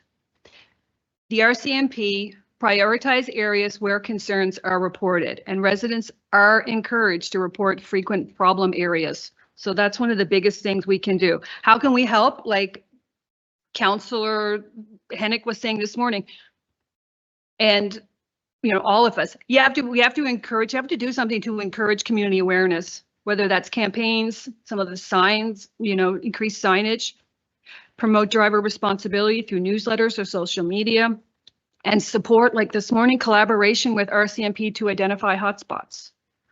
And a big one that constituents are saying, explore traffic calming measures where feasible, whether especially radar feedback signs. That's a big request in our area. So I'd welcome any support from council staff to explore local actions we can take to address the issue, both in my district and countywide. Thank you. I'm finally finished. There we go. Finished? Deputy Warden. Thank you, Warren. I have just to acknowledge to council, an application has been submitted through ATV Association of Nova Scotia by the Central Cape Breton ATV Club for the creation of a road trail connecting the parking lot of the transfer station to the Highlands Trail in my district, just for knowledge. I want to congratulate the Middle River Volunteer Fire Department on their 50th anniversary. It was a pleasure and honor to be there. And I would like to present them with a certificate for their milestone achievement. Thank you to our MLA teammates and MO Representative Donovan for attending, and the Middle River Hall for the excellent dinner. So if I would like to have a certificate for them. Just let you know, the senior care grant is open for September to March 2026. So right now the HARP grant will be open in October, is the HEAT program. It's open in October 2025. Now with the summer is over and the school start, I will be able for meet the council day starting Thursday, October the 2nd, and November 6th from 12 to 1 at the courthouse. I invite everybody to come and chat to me, and I'll just say hello. And I have a few questions, but maybe that I can do in the CAO report. And yeah, I think all my public works concerns are being addressed to Mr. McDonald. Thank you. Thank you, Deputy Warden. Councilor Carr.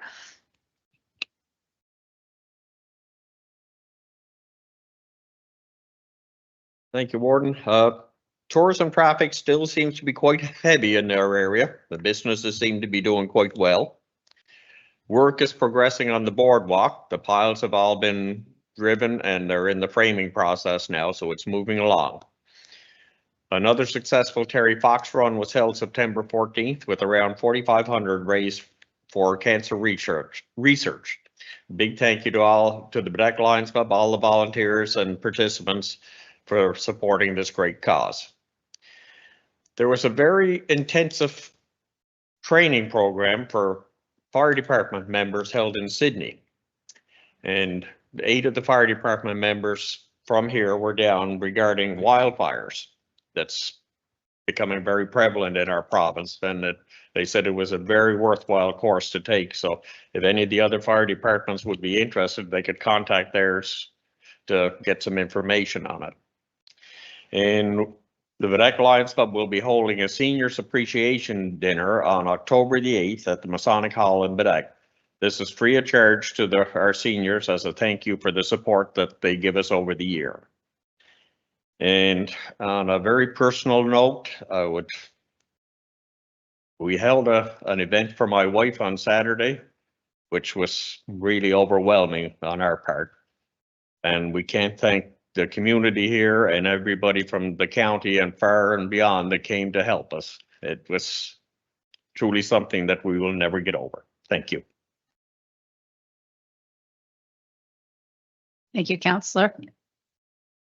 Councillor Patterson.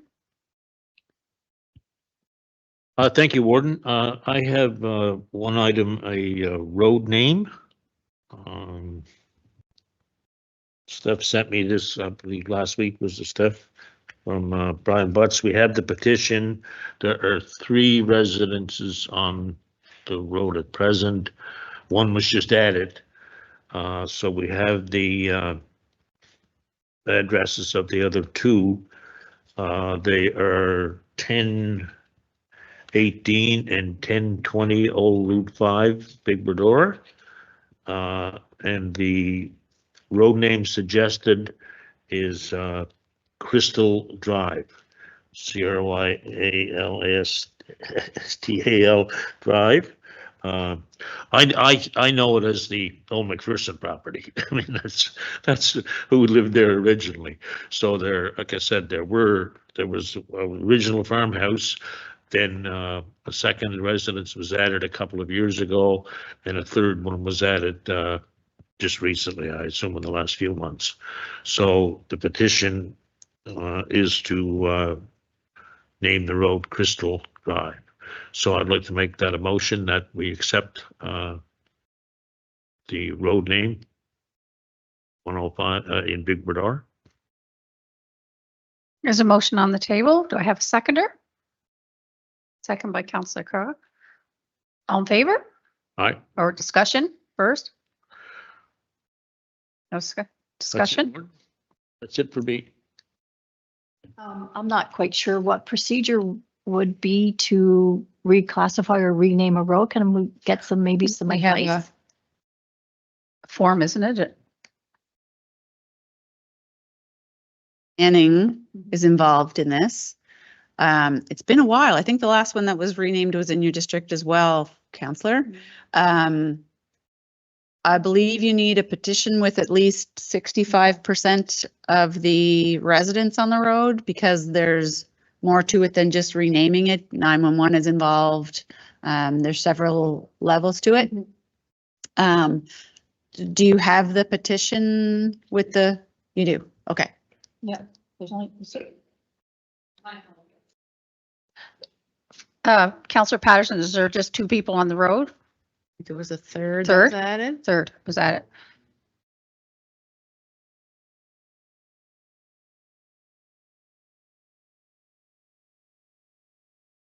And it's a private road. Yeah, and it's staying a private road. It's just a rename. Yes.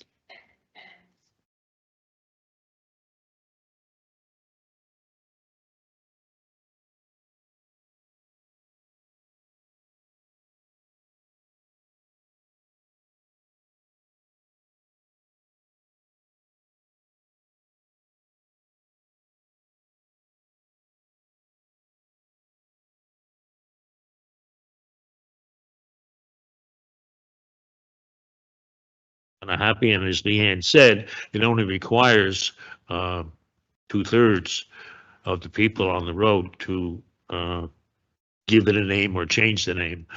But we're kind of the watchdogs that are people. I had a case a couple of years ago. It was an older couple on the road. They didn't want to change their postal address, and you can't blame them because that can become a nightmare sometimes. So this is kind of a safeguard, I guess, for the residents, that council looks at it and either approves or disapproves it.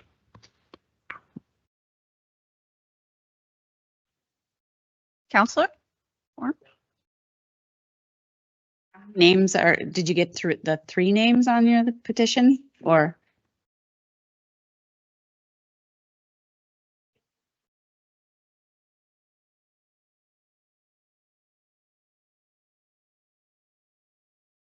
Excuse me, Steph, you want to?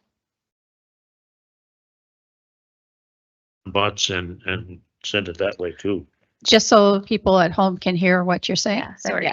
Yeah, usually the process is that it would be brought forward by a counselor.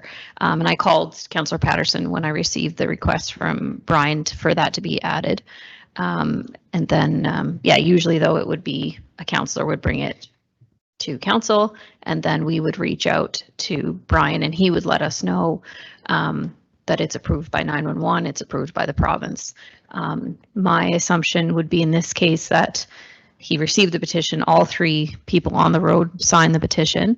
So I'm assuming then he had went out and did he did his due diligence with 911 in the province, but I can confirm that with him before we go ahead. So there's 3 names on the. There's 3 or 2. I think there's 3. I only have the part of it. I only have the address part. I don't have the names. Okay, I'll double check. I think there's 3. Yeah.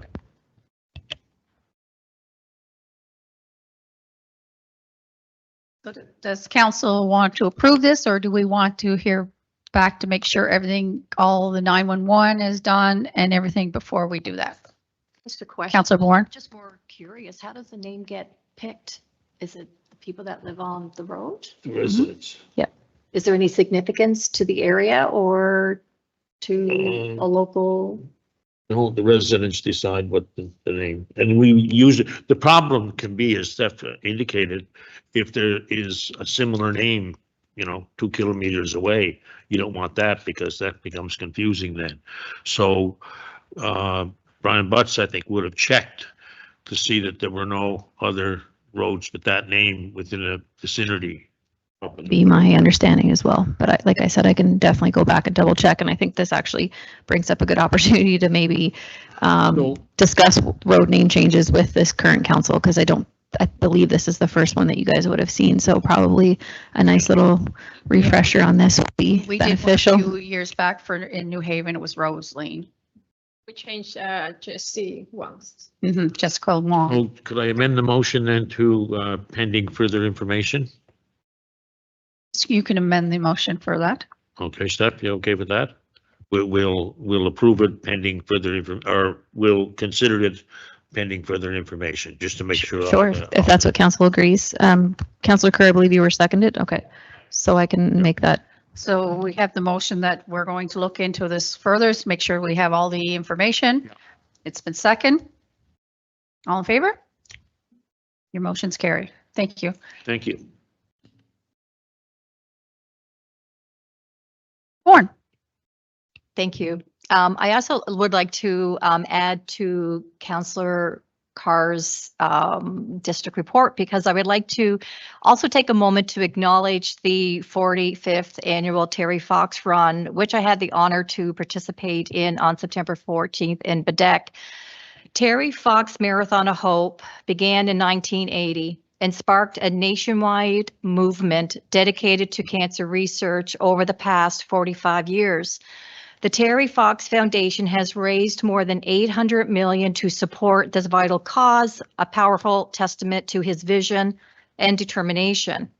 This year's milestone event continues to inspire Canadians from coast to coast, as we just witnessed in PEI with the Confederation Bridge. What an amazing event they had this past weekend. I also want to extend my thanks, as well as Councillor Carr, to those in the community who participated, donated, and volunteers in support of this important cause. I would also like to recognize the Baddeck Lions Club who hosted this year's run. Their ongoing volunteer work has been a personal inspiration to me, and their efforts have positively impacted many communities across multiple districts. I would be remiss to not mention Donnie Green, who served as the lead organizer of the event. His dedication and leadership were key to the success of this year's run and to upholding the values Terry Fox stood for. In recognition of their contributions, I would like to put forward a motion that Council directs staff to prepare and send a letter of appreciation to the Baddeck Lions Club and to Donnie Green, recognizing their efforts in organizing and hosting the 45th annual Terry Fox Run, and thanking them for the continued dedication to volunteer service and community impact across the region. There's a motion on the floor. Do we have a seconder for that? Second by Deputy Warden. All in favor? Motion is carried. Thank you, Council. I have been in contact with our EMO and the North Shore Volunteer Fire Department to organize a meeting focused on recent adjustments to the fire training following the closure of the Nova Scotia Firefighter School. The purpose of this meeting is to understand any potential challenges these changes might pose to emergency response capabilities in District 4. My goal is to learn more about these changes and to advocate on behalf of District 4 if any gaps or needs are identified in firefighter training or emergency response. So I'll follow up at next council if there is any updates. Efforts are underway with some correspondence with the Provincial Public Works to address road conditions in Englishtown and the Murray Road in North River. Some work has been completed in the past week, so I'd like to thank the Provincial Public Works for their quick response. We are working together to address concerns raised by area residents, to ensure that the work meets community needs and to enhance safety and accessibility. And finally, I'd like to share some information on a future event, the Dave Aucoin Memorial Hockey Tournament. This hockey tournament will take place on December 27th to the 29th at the Member 2 Sports and Wellness Center and will support the Victoria Highland Civic Center redevelopment. More information can be found on their Facebook page, and a thank you to the councillors 1 through 5 that supported this sponsorship. Thank you. Thank you, Councillor. Councillor Donovan? Thank you, Warden. I'll try to keep it as brief as possible. The daycare center in Ingonish at the Smoky Recreation Building there. It's finally reaching, looks like it's on the home stretch. I was by there the other day. I'm gonna put that pen away. I was by there the other day and the wheelchair ramp has all been completed. Looks like most of the interior work's completed, so hopefully opening day is just around the corner. I also saw a local posting made by a local volunteer group that are looking for both volunteers and material to create a playground area for the children at that daycare center. So anybody who has some free time or some materials that they would like to donate to make that happen, they can contact the group. Huckle Buckle Festival preparations are well underway, and they have an amazing group of volunteers spearheading that effort. So that'll be upcoming in October. I would also at this time like to shine a spotlight on a local business in Ingonish, Surf and Turf Adventures. They, for one, during the closure of all the trails this summer, they provided an exceptional option for tourists and residents alike to be able to still enjoy the outdoors while not breaking any of the rules. They have e-bikes, they have pedal bikes, they have surfboards, they have paddle boards, kayaks, canoes, and they were busy during that trail shutdown. And the company also likes to give back. They had an event just last week at Cops Cove, or Freshwater Cove, where all of their equipment was there and it was free to use for anybody who wanted to show up to use it. They had giveaways, they had scavenger hunts for any kid that wanted to show up. They were giving away soccer balls and baseball caps and ice cream. And so it was, they're really, really good community supporters. So hats off to them for what they do and continue to do. What else do we have here now? Signage and wayfinding is still an issue in Ingonish. Beach Crossing Road in particular. I have reached out to several people to find out what direction we should take to try to come to some solution. Whether it's Parks Canada putting up bigger and better signs to show people that that's not how to get to their beach. Or if it's, I'm not sure if it's a county issue, or if it's a provincial issue, but somehow we have to get some signage or something done there, because there have been several occasions that I've witnessed myself where there's 4 or 5 vehicles parked in the intersection because they're not sure where to go. And the name Beach Crossing Road is a little deceptive, but at the same time, going to what Councillor Patterson mentioned earlier, I don't think changing the street's name is an option. Pretty sure everybody that lives in that road would not like to have to change all of their addresses. And also there's another street in Ingonish, and this also goes to a safety issue as well. Lakeview Drive. Now, I grew up in Ingonish, lived there first 18 years of my life. I have no idea where Lakeview Drive was. I always thought it was a driveway that went up beside the Caper Gas, but it's an actual street. There is a sign, but it's 100 feet off the road on a power pole. And the only reason I realized it, that it was there, was because I did get a call from a local resident during the heavy garbage pickup that his heavy garbage that was put out was missed. And when I asked him where he lived, he told me Lakeview Drive, and I had to have him explain to me how to get to Lakeview Drive. So definitely need some signage there. There are, I believe there are 3 or 4 homes on that street. And in the event that they would require fire or ambulance, if I don't know, maybe I'm not the only one that doesn't know where it is. Is that a private road? I believe so, yes. I'm not sure about that because the bridge was replaced, I think, by. No, that's that's on the the other one. other side of the garage, yeah. Correct, Yeah. How can I explain it so, well, I can explain it so you would know. Where the big blue house is beside Caper Gas, it looks like the driveway for the blue house, but it's not. It's Lakeview Drive that goes. And it's very poorly signed, and I'm not sure whose responsibility. Hardware. Yeah, I'm not sure whose responsibility that would be, but something definitely has to be done. If it's private, if it's a private road, then that would be the residents on the road. So, okay, but would they have to get some kind of a permit to move the sign out closer to the road? To the Cabot Trail, I mean, the main road? That's a question we can run by Supervisor of Public Works, I think, like Steve. We could ask Steve on that one.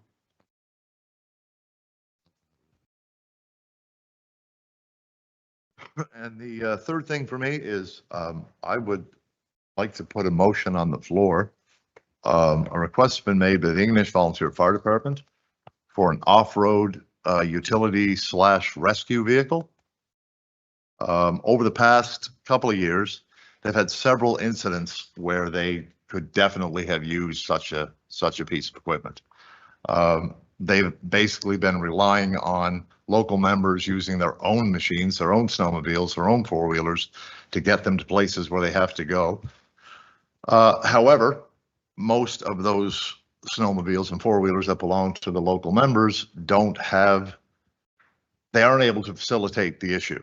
They aren't able to get people out as safely as possible because they're a four-wheeler or a snowmobile.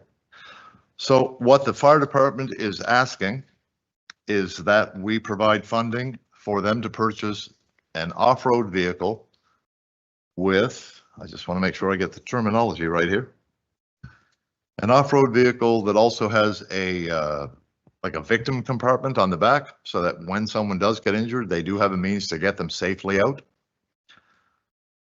From what I understand, the total value with the required upgrades is $76,934. Again, I would like to stress the fact that it is a very much needed piece of equipment, one that could have been used on several occasions over the last couple of years. And now, especially with issues like the roadway into Marianne Falls no longer being an open vehicle road, you can still get a four-wheeler back there.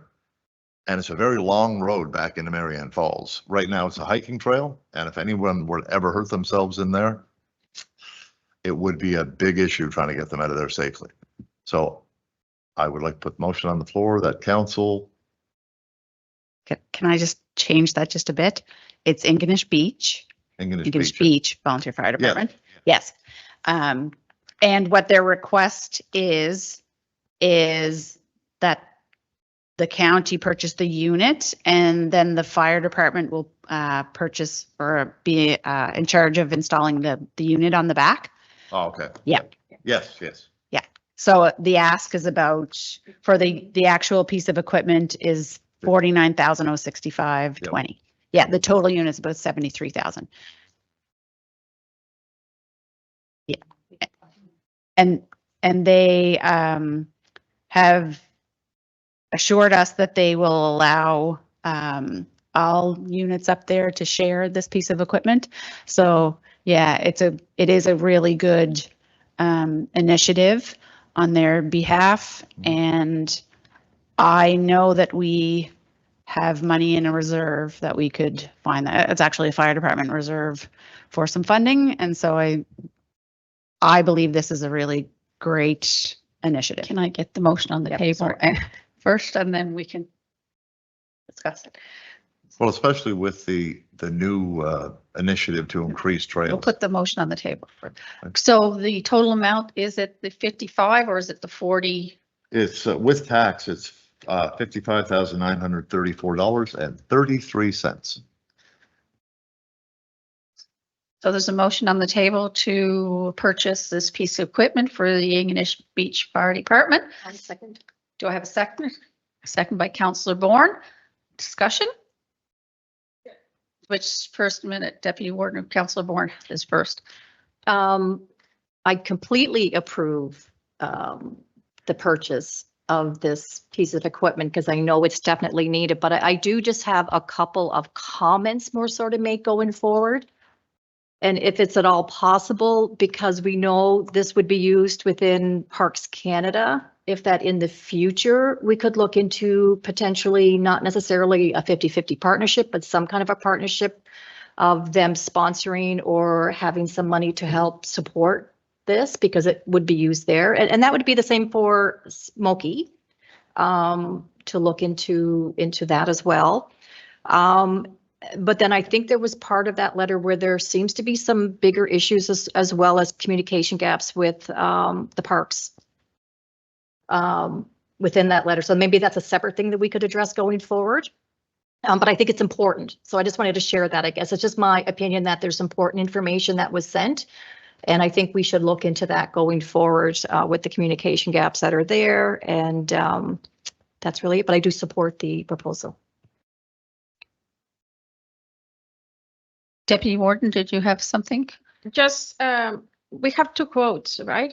They sent in, so what is the? Just to make sure, what is the total? 55? Two quotes. The first page is the machine, and then the second page includes the tax. So actually, after we get 72.14 something % back of the tax, it would be actually a little bit less. Yeah, just to make sure that the amount will be, because if we get short, we have to come back again. Yeah, thanks. Councillor Carr.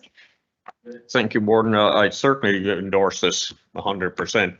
Would this be available for countywide as well if the emergency was necessary? I believe so, yes. Okay. Which, I mean, traditionally, when there's an Yeah. issue in any part of the county, oh, sorry. Oh, sorry. When, when there's, I didn't turn it off last time. When there's a condition, yeah, anytime there's an issue or a condition in the county, I think that most of the emergency, Mutual aid. yeah, I believe that they do share manpower and equipment across the county anyway, yeah. Thank you. Okay, there's a motion on the table. We have a motion and a seconder. All in favor? Motion's carried. Is that it for you, Councillor Donovan? And I'd like to thank you for putting your pen down.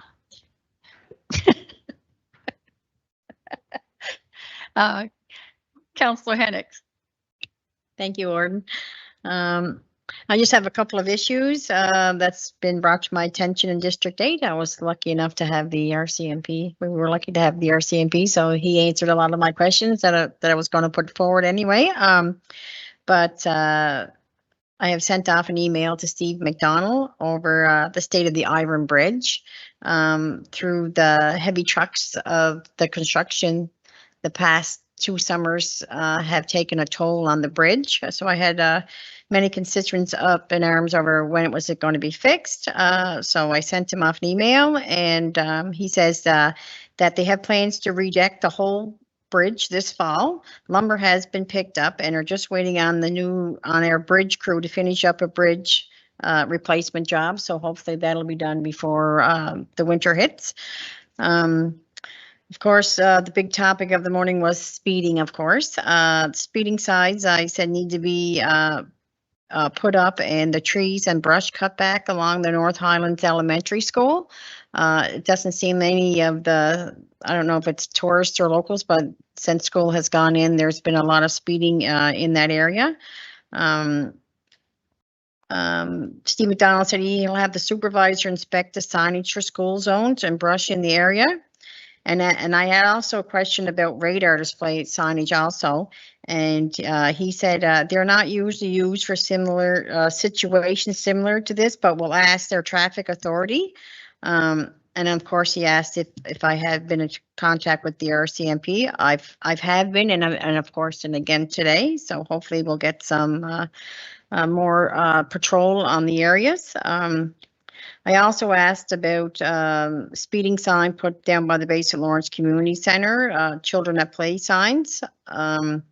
He said he'll ask the supervisor to review the signage area, but they don't install children at play signs anymore. However, they do have a policy for playground advanced signs. So he said if they have a playground, then he could put the signs up, which the daycare will be opening soon, and there is a playground there. So hopefully they'll get some signage up for that also. And of course, once again, he said, has the police been contacted? And I said, yes, they have. So hopefully that'll get put up sooner than later. The only thing I had too is like after a busy summer, things are starting to slow down a little bit. The students are back in class, and please remember to slow down, especially in our school zones, because you don't know when a kid's going to pop out or whatnot. Tracy Ace is still alive for North Highlands Nordic and North Highlands Community Museum. So they're down to 22 cards. So they're getting, the cards are going down lower and lower. So they thank everybody for their continued support. And everyone is just waiting for the leaves to change to bring on Celtic colors. So that's it for my district. Thank you, Councillor. For District 7, myself, I attended several municipal functions like Councillor Matheson the Fort. We were at the Bold Center. It was a lovely afternoon, and congratulations to the 3 recipients who received those grants. Speeding, I guess, is the main topic in a lot of our communities. It has been reported in District 7 too, between the high school and in the community of Neils Harbor, especially with the big trucks. So I have spoke to Mr. McDonald and I have spoke to the RCMP. The ACW had their annual tea and sale. It was a lovely time, great desserts, and music from former councillor Norman McDonald was greatly appreciated. The half and half fundraiser for the Niels Harbor Lighthouse is still going, so please support online. And please remember that the fire ban is still on, and it's not a municipal thing, it is a provincial thing. So I still receiving calls about want to know when the fire ban will be on. And I'm sorry, I do not know, but when we find out, we will let everyone know.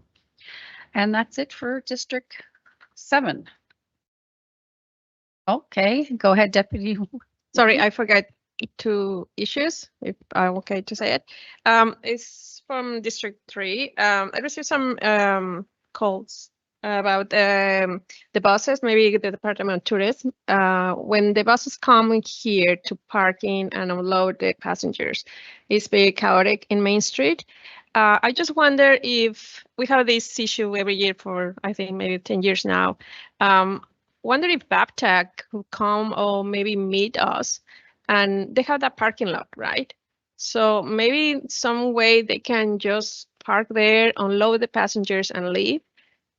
I don't know what is the policy or the situation there, but if we couldn't address that very strong, because it's getting out of the hands all the time. So I don't know if we can. Are you looking for them to come here and ask them, or The do you Department of want Tourism, a letter? maybe the staff can talk to them and find a solution, because really it's, I don't know all the background, because I think we have these conversations before. We can look into it. We can get Yeah. Dan to look into it with Baddeck. Yeah, but maybe if not, just sit down and tell us, just to find a solution, because this is going for 10 years now and it's getting worse. We have like a 120 cruise ships in Sydney, so we want tourism, right? But the residents as well, and safety in the streets. So just, I want to put that. And when the constable was here, the RCMP, about the wording about the distraction drivers, if we can pass it to NSFM or maybe MLA, yeah. So with that, maybe the NSFM can be as well in that. Councillor Patterson, can you bring that up to the NSFA with The FCM. or the FCM about the distracted driving that should be come to the legislation? But that it will be the province as well, right? No, it's province. It's No, federal. it's federal. Yeah. It's federal. That we should fight for that. So maybe that Council Patterson.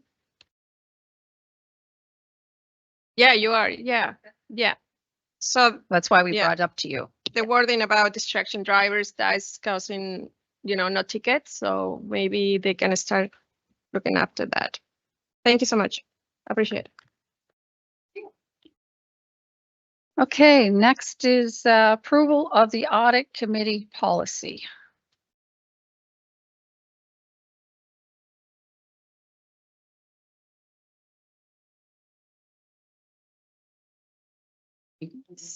So you had an audit Yeah. committee policy in your package.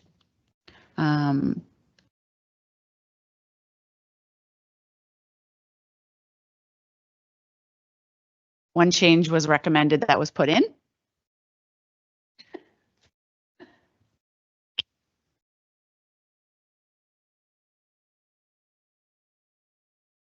So this policy came through the audit committee quite some time ago, and there was one recommendation to change it to at least one member of the public rather than just saying one member of the public. So that change was made. I went to look for it on the website and we realized that it actually never got approved by council. So that change has been made. The copy that's in there is the final copy, but it just actually hasn't been approved. So we're just looking for that today. So we need, you're going to make a motion. Okay. Motion to approve the change in the current Finance and Audit Committee policy. Do I have a seconder? Second by Councillor Bourne. Any discussion? All in favor? Oh, wait. Discussion. Would we be able to get under the training requirements, and it's just because I just seen it now and I just missed it, just a link to send to us for the training requirements? If that's not already been, I found it. So I do have it, but I think it would be good to send it out to council. I had initially, I thought there were training modules offered. Of the province have confirmed that there's not actually anything offered, but there's a series of PowerPoints. There is. Yeah, so I can send My those out. recommendations. Like 5. Yes, yeah, I will send them Thank out you. officially. Thank you. So there's a motion on the table and a seconder. All in favor? Motion's carried.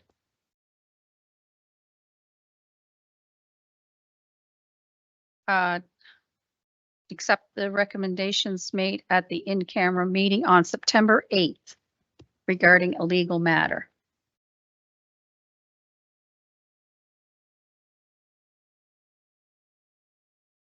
So I need a motion for,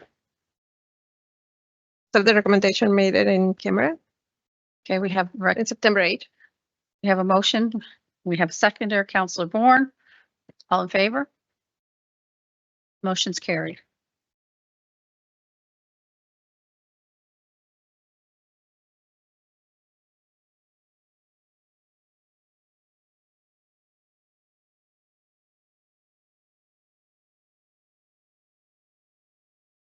First reading of the mobile food vending bylaw. You're up there, please, Steph.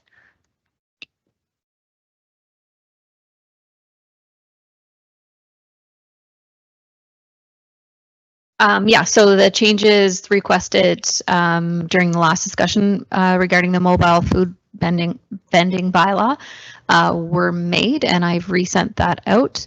So we're looking to have an approval of first reading for that. I make a motion.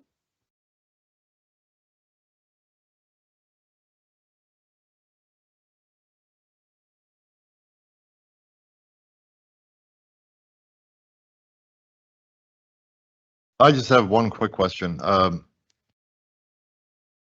There are two, they call themselves food trucks, but they never move in Ingonish. They are both stationary. So would they not operate under the same rules as a takeout? They call themselves food trucks, but they don't move. So my guess is that if they are the same as a RV trailer with wheels, that it would be considered that they have the ability to move, so yes. I understand they have to be, for give a permit to sell, they need to be mobile. So it's a food truck, yeah. Like you can just leave no with no wheels or no move. Like I have to be able to move to have the permit. So, yeah, that's.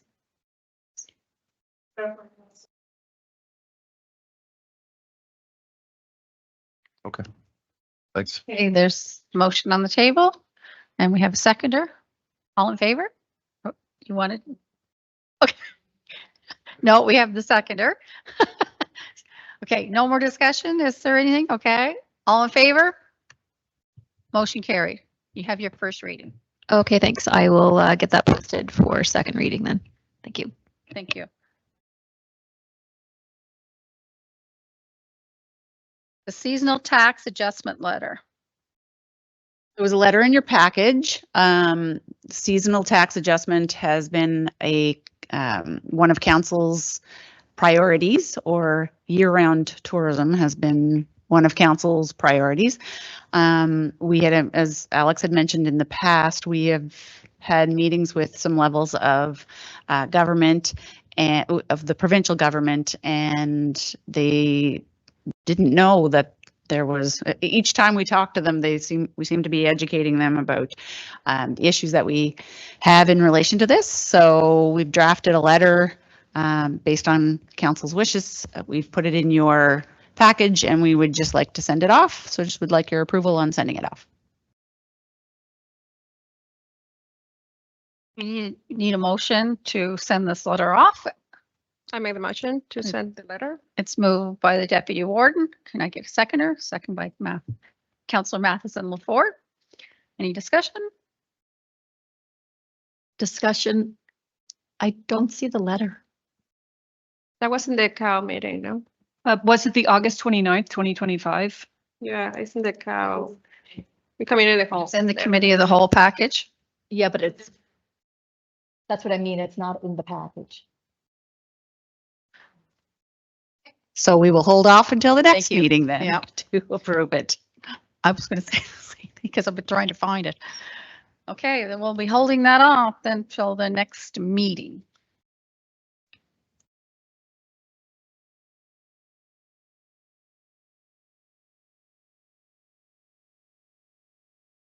We're going to take a lunch break for approximately 20 minutes.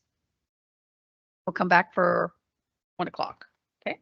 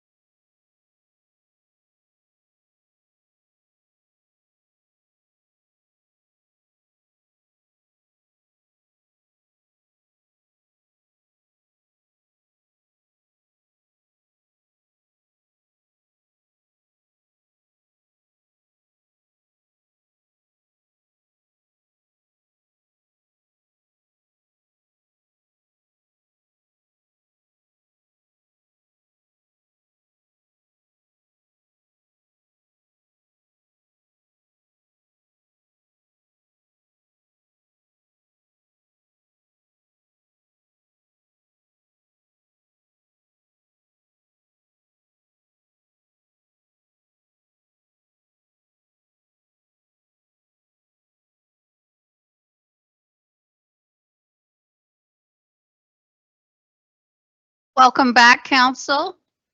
We'll start with the CAO and committee reports. We'll start with the CAO's report. Thank you. So just have a few items to let everyone know about. So our solid waste municipal collection project has kicked off. It's expected to have we're expected to have an implementation plan on that by the end of October. So we are going to, I'm expecting at the next committee of the whole to look at the structure of how we're going to run this project or the ownership of it. So we want to mitigate our risks with that. So we're going to, I'm hoping to bring that to committee of the whole at the next session. Related to, I know we've reached out to Jaime Batista a while ago. We've been in touch with his scheduler. Setting up a meeting is with his scheduler at this time. In finance and HR, so Alex just attended an international property tax conference in Halifax. There was attendees from all over the world: Mexico, Brazil, Singapore, Hong Kong, UK. It was very interesting to hear about what other countries and provinces are doing in Canada in terms of property taxation and assessment. She got some great knowledge there, great knowledge of building opportunity, and a few takeaway items that will be explored in the near future. In relation to our August tax sale tender, or tax sale, it was a tender process. There's 3 properties remaining that went to tender bid, and 2 of them were sold. I think you'll all remember at the last in-person one that we had, we purchased the Northern Victoria Community Centre property, but that has been redeemed. So the not-for-profit group did redeem it within the time limits. Our next tax sale is in November, and it'll be a public auction. Right now, we're starting with 25 properties, or we did start with 25 properties. We're now down to 9 properties. In finance, September also had, our finance team is working really hard. September's had numerous deadlines with the province related to funding and reporting. We've submitted several already. We're working on this actual financial statements because the report is due on those by the end of September. We're still waiting on a couple of pieces that have to fit into them, which we feel we're close, but we may be setting up a special council meeting for approval of the financial statements so we can get them in so we can get our funding. In HR, our manager of solid waste collection position is posted and it's opened until filled. We also have a wastewater operator position that will be posted very soon. Morgan McGinnis, who was here helping Steph in the past, she was our administrative summer intern. She's been hired on a 1-year term as our solid waste educator. So you'll be seeing her go out to the communities in the next while with education on how our solid waste programs work. The AMANS conference is this week. There's multiple staff that will be attending to show their support for it, being in the Cape Breton region, and this is the conference that you folks supported at the last council session. In communications, an Ingonish wastewater treatment system project update was posted on the Engage site, our website, and on Facebook. And the municipal calendar on the county website was updated, making it so the actual update of the look of the municipal calendar on our website was updated, making it easier to navigate and more accessible. Thanks to Jessica for that. A harassment-free workplace statement was also added on there. In public works, so EPR, the extended producer responsibility, we agreed to support that. The deadline for the contract is coming up very soon, December 1st.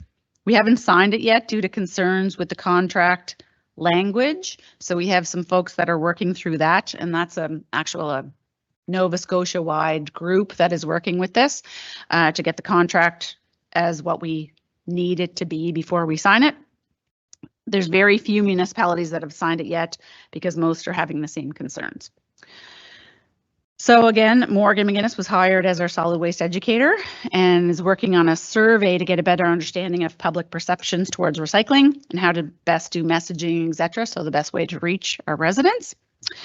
A change that's going to be coming to our transfer sites.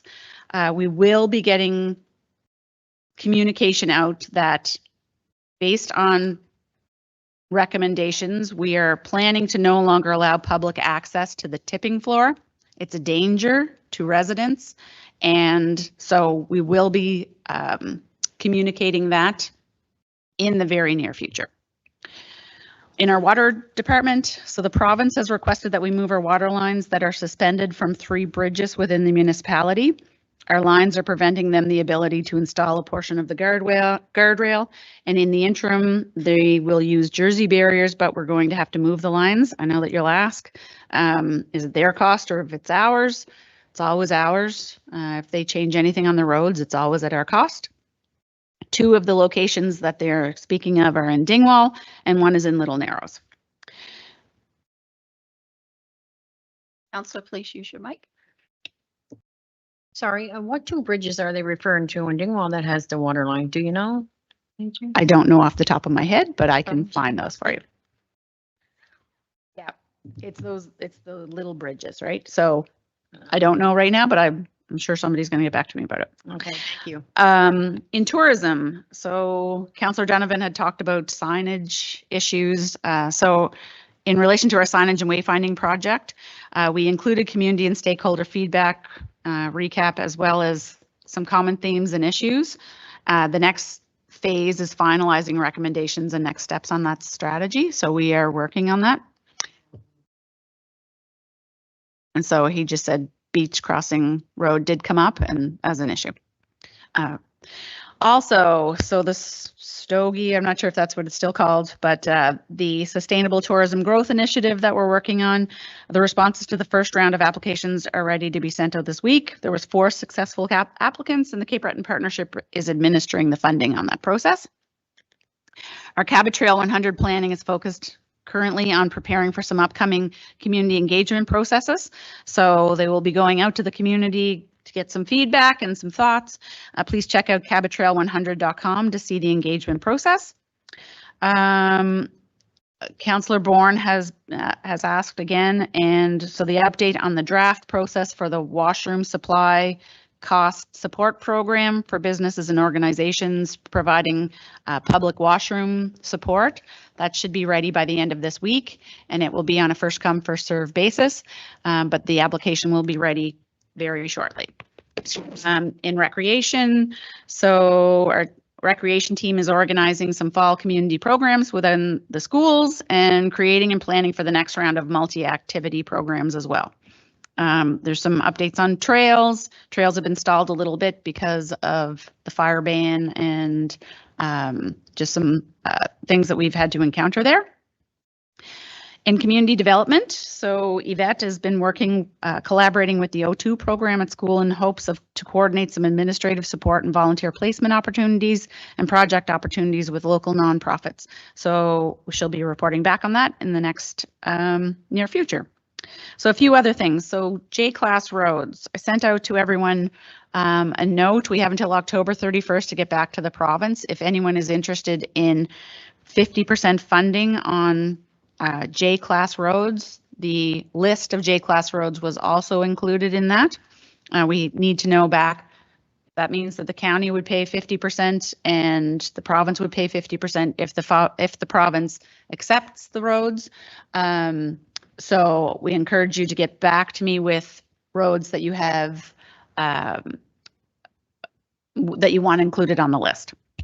I will include three rows right now. Okay, so if you will Send it to you. send it to me, yeah. Okay. I'm also hoping that I can get a motion from council to accept that we put in an application for the GRID, which is Growth and Renewal Infrastructure Development, same type of project that we heard about earlier, looking for the letter of resolution.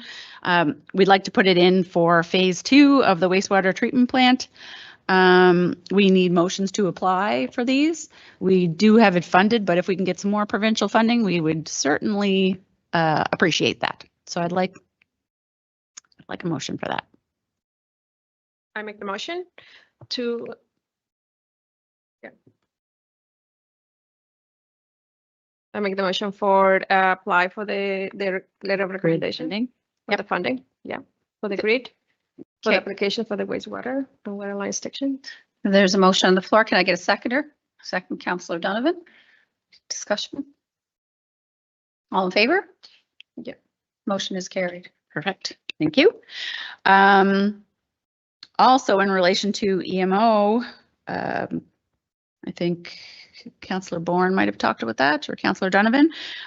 Staff have also had our EMO coordinator come and do some what if scenarios with us.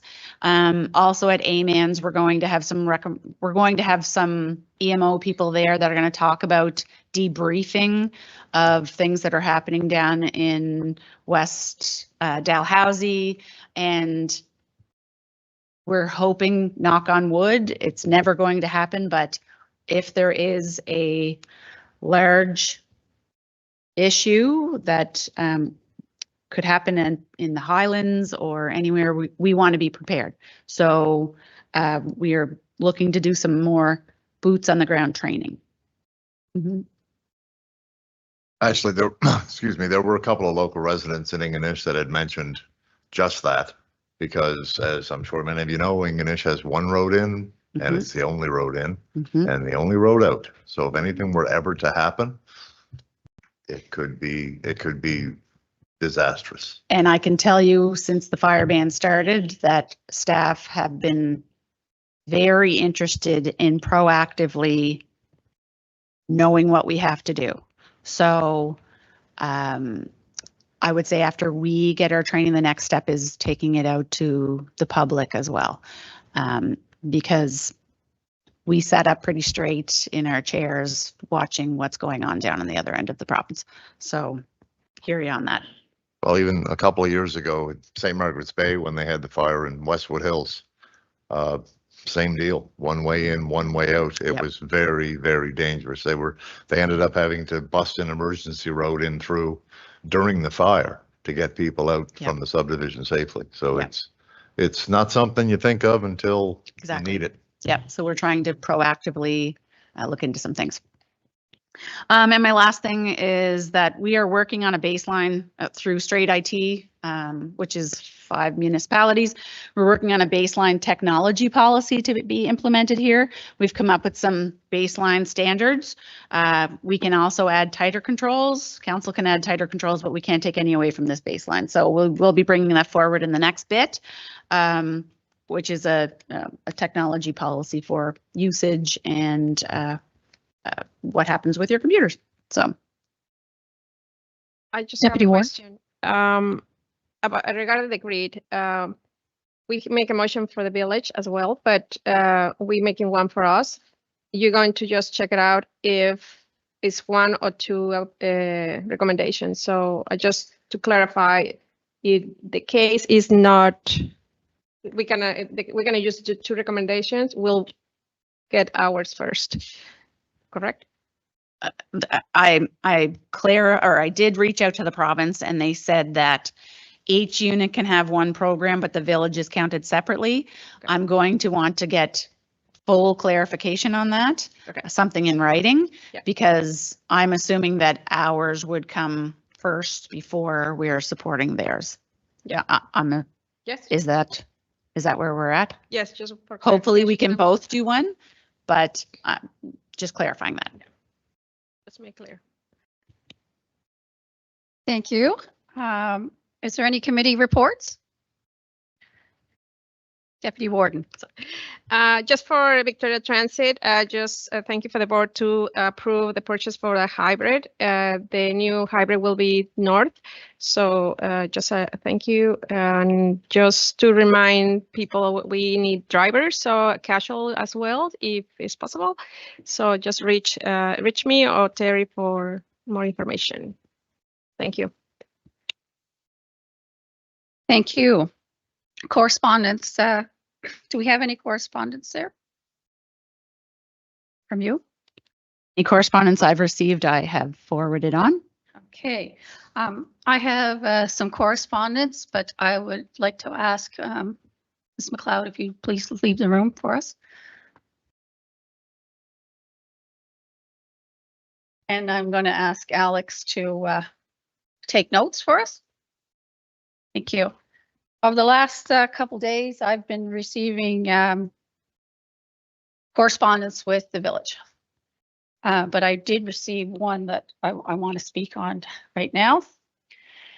It's an email that's quite long, so I won't read most of it. But it's one from Commissioner McDonald saying, I'm reaching out to ask for some clarification from you as warden. I've chosen to reach out to you first because I trust we can navigate this diplomatically, appropriately, and in the service of respecting the important working relationship between the village and the municipality, both elected officials and staff.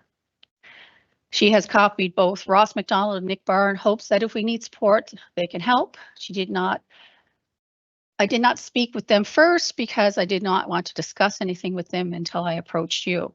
So we are all receiving this information in real time. I've considered copying Peter Mutar, but he was hired by the municipality, and I didn't feel it was appropriate for me to ask for his time. So I'm just going to go down a little bit. It's at several of our recent monthly village meetings, the municipal clerk, executive assistant to the CAO, Steph McLeod, has been in attendance, taking notes and recording on her phone. I did not see her recording directly, but those sitting near her did, and mentioned it post-meeting several times. When asked the first time she attended if she was at this meeting on behalf of the municipality, she responded that she was not there on behalf of the municipality or any official capacity and was simply attending. To be clear, we most certainly would have welcomed her or any other municipal staff or councillor at our meetings in an official capacity. We welcome your participation in our meetings because we are in your municipality. That said, she indicated that she was not there on behalf of the municipality, so we as the commission staff and the public proceeded with the understanding that she was there simply as an interested party. So it goes on and for quite some time, but this is what I want to get to. They want to know, she wanted to know, for our understanding and transparency, and so we can navigate this in a meaningful way, I'm hoping that you could please as warden confirm or clarify whether her attendance at the village meeting is an official duty, including if and when she was asked to attend or report back, and so who made this request and to whom she is reporting. If she is being compensated for this time and who made the decision. If anyone in the municipality, staff or elected official has seen her notes, listened to her recordings. If she's attending in lieu of District 3 councillor, and if so, at whose request. If attending on behalf of the councillor, municipal staff on a volunteer capacity. If she is attending in any sort of official capacity, i.e., was it directed as volunteered, is reporting back, etc. Who determined that was appropriate decision and why that decision was not shared with us when the decision was made or when we asked her. If she is attending in any official capacity, why did she indicate she wasn't? Well, first of all, I'm going to answer all those questions. No, no, no, no, no, no. Under no circumstances have anybody in this room has asked Ms. McLeod to attend these meetings for anything. She is doing it on her own time, her own business, and that's what I'm going to say right I there. will certainly verify that she's not there on my behalf. Thank you, Councillor. I'm just going to finish here. If she's not attending in official capacity, can you appreciate given the diligence and the interest that she displays by attending, taking notes and recording as a non-resident, non-voting person at the village meetings could be perceived by others in attendance as concerning giving her position in the municipality? Could you initiate how you will navigate this in the municipal staff, that it is the best interest of the relationship between the municipality and the village, and thus the people that we both have been elected to serve? First of all, I could say the same thing that Commissioner Crowder comes to our meetings. He takes notes. We don't care that he's here. I mean, we're open. Our minutes are online. I'm going to open the floor up for discussion. Does anybody have any comments or? It's my understanding that those meetings are open to the public, not just the village. They're public meetings. Thank you, Councillor Kerr. Anyone else? Just basically the same comment. I was under the impression that it was public and anyone could attend, but I'd also like to share the fact that they do receive financial support from all taxpayers. So I think for transparency, I would encourage anyone to come to my meetings or to council meetings or to the village meetings. So just to clarify that point, I could be wrong, but that's my understanding. I would like to ask one question. When is being diligent a crime, for starters? I'm diligent at every meeting I go to. I'm not sure if that leaves you open to accusation, but I will probably be cognizant of that and present anytime I attend a meeting from now on. So just thank you. Before you say, I did not respond with an email because I wanted to bring this to public, to you, to all of you. I was a little hurt because it's almost calling her a liar. She said she wasn't there on our behalf, and they should have took it as her word that she was not there on our behalf. CEO? Yeah, so I just want to comment also that I want you all to remember, you have one staff member, and that is me. So council would never direct one of my staff to do something. And I have not directed her either, but I'm quite impressed that she does go and is interested in what is going on in the village. So I might take it one step further, where maybe we do recommend that somebody goes, and if it's her, and if she's willing to do that, then maybe we should, and maybe we should compensate her for her time there. Oh, just before, Councillor Hennick? I totally agree with the CAO. I think, you know, I mean, we and Councillor Bourne, they were all taxpayers in Victoria County, and they were part of Victoria County. So what's best interest for one is best interest for all. So I recommend that reservation. So Yeah. Warden? Thanks. It's just to start me the accusation. We live in a free country. It's a public. It's not, you know, it's everybody can go there and see what's going on. We open doors every day. We don't hide anything. We're trying to build a relationship with the village because people is concerns. But with these accusations and all that, it's hard for us to be and try to be in a relationship with them. So they need to think about, you know, is public, is county, is a village, like there's the residents. They are there for the residents. There's not own, you know, for your own agenda or why they decide to do so. If they don't want anybody in the public, they have to ask to the residents of the village what is the position for them to in the meetings. But it's really disturbing for me to hear that. And okay, go ahead, Councillor Patterson. Thank you, Warden. The Deputy Warden, I think, hit on a very important point. We are trying to establish a relationship with the village. On the other side, it's kind of iffy. There's an old saying, I won't give it all here, but it has to do with horses and oats. This is incredible that someone takes the time.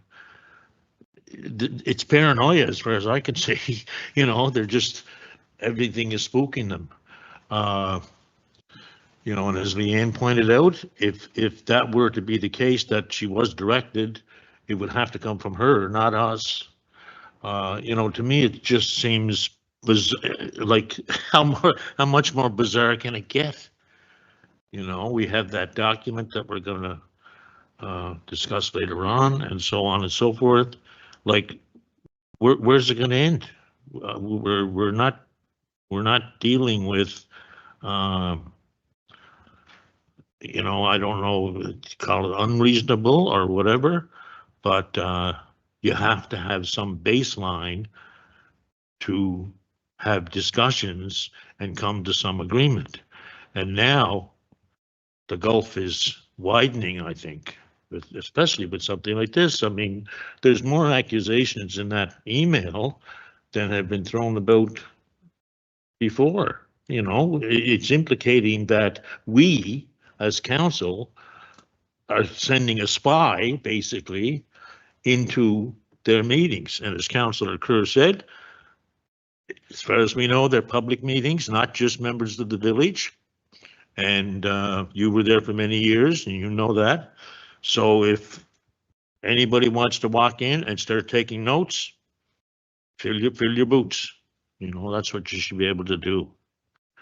Again, I'm just becoming more and more disheartened at this whole process because I don't think it's going to work.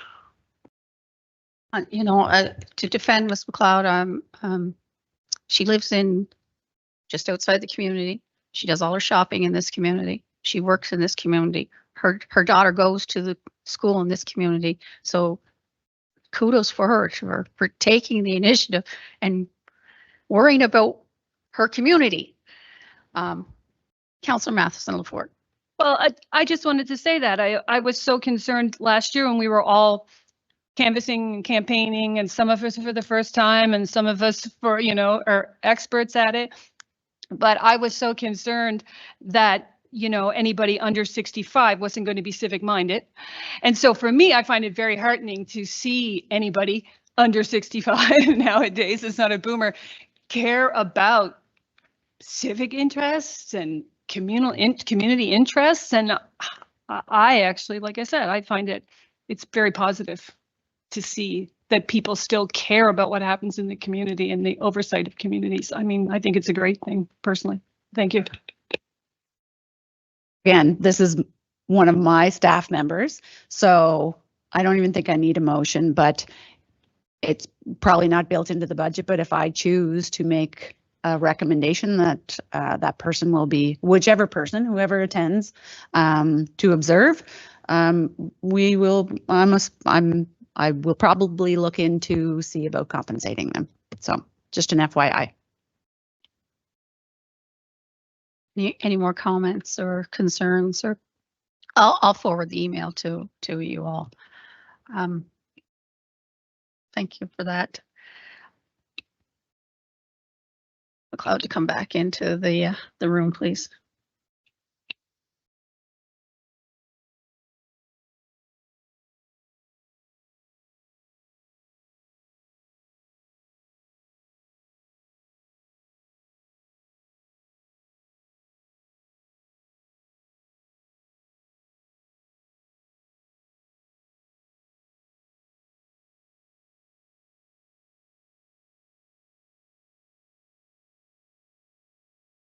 Can I get a motion to go in camera, please?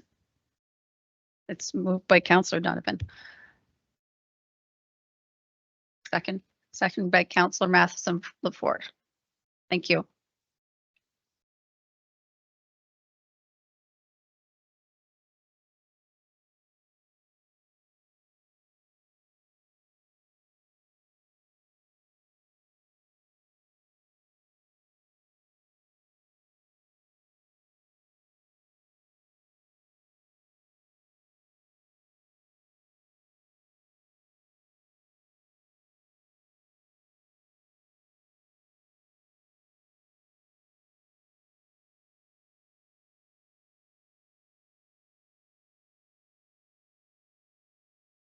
Welcome back, everyone. We'd like to have a motion for discussion that we had in camera.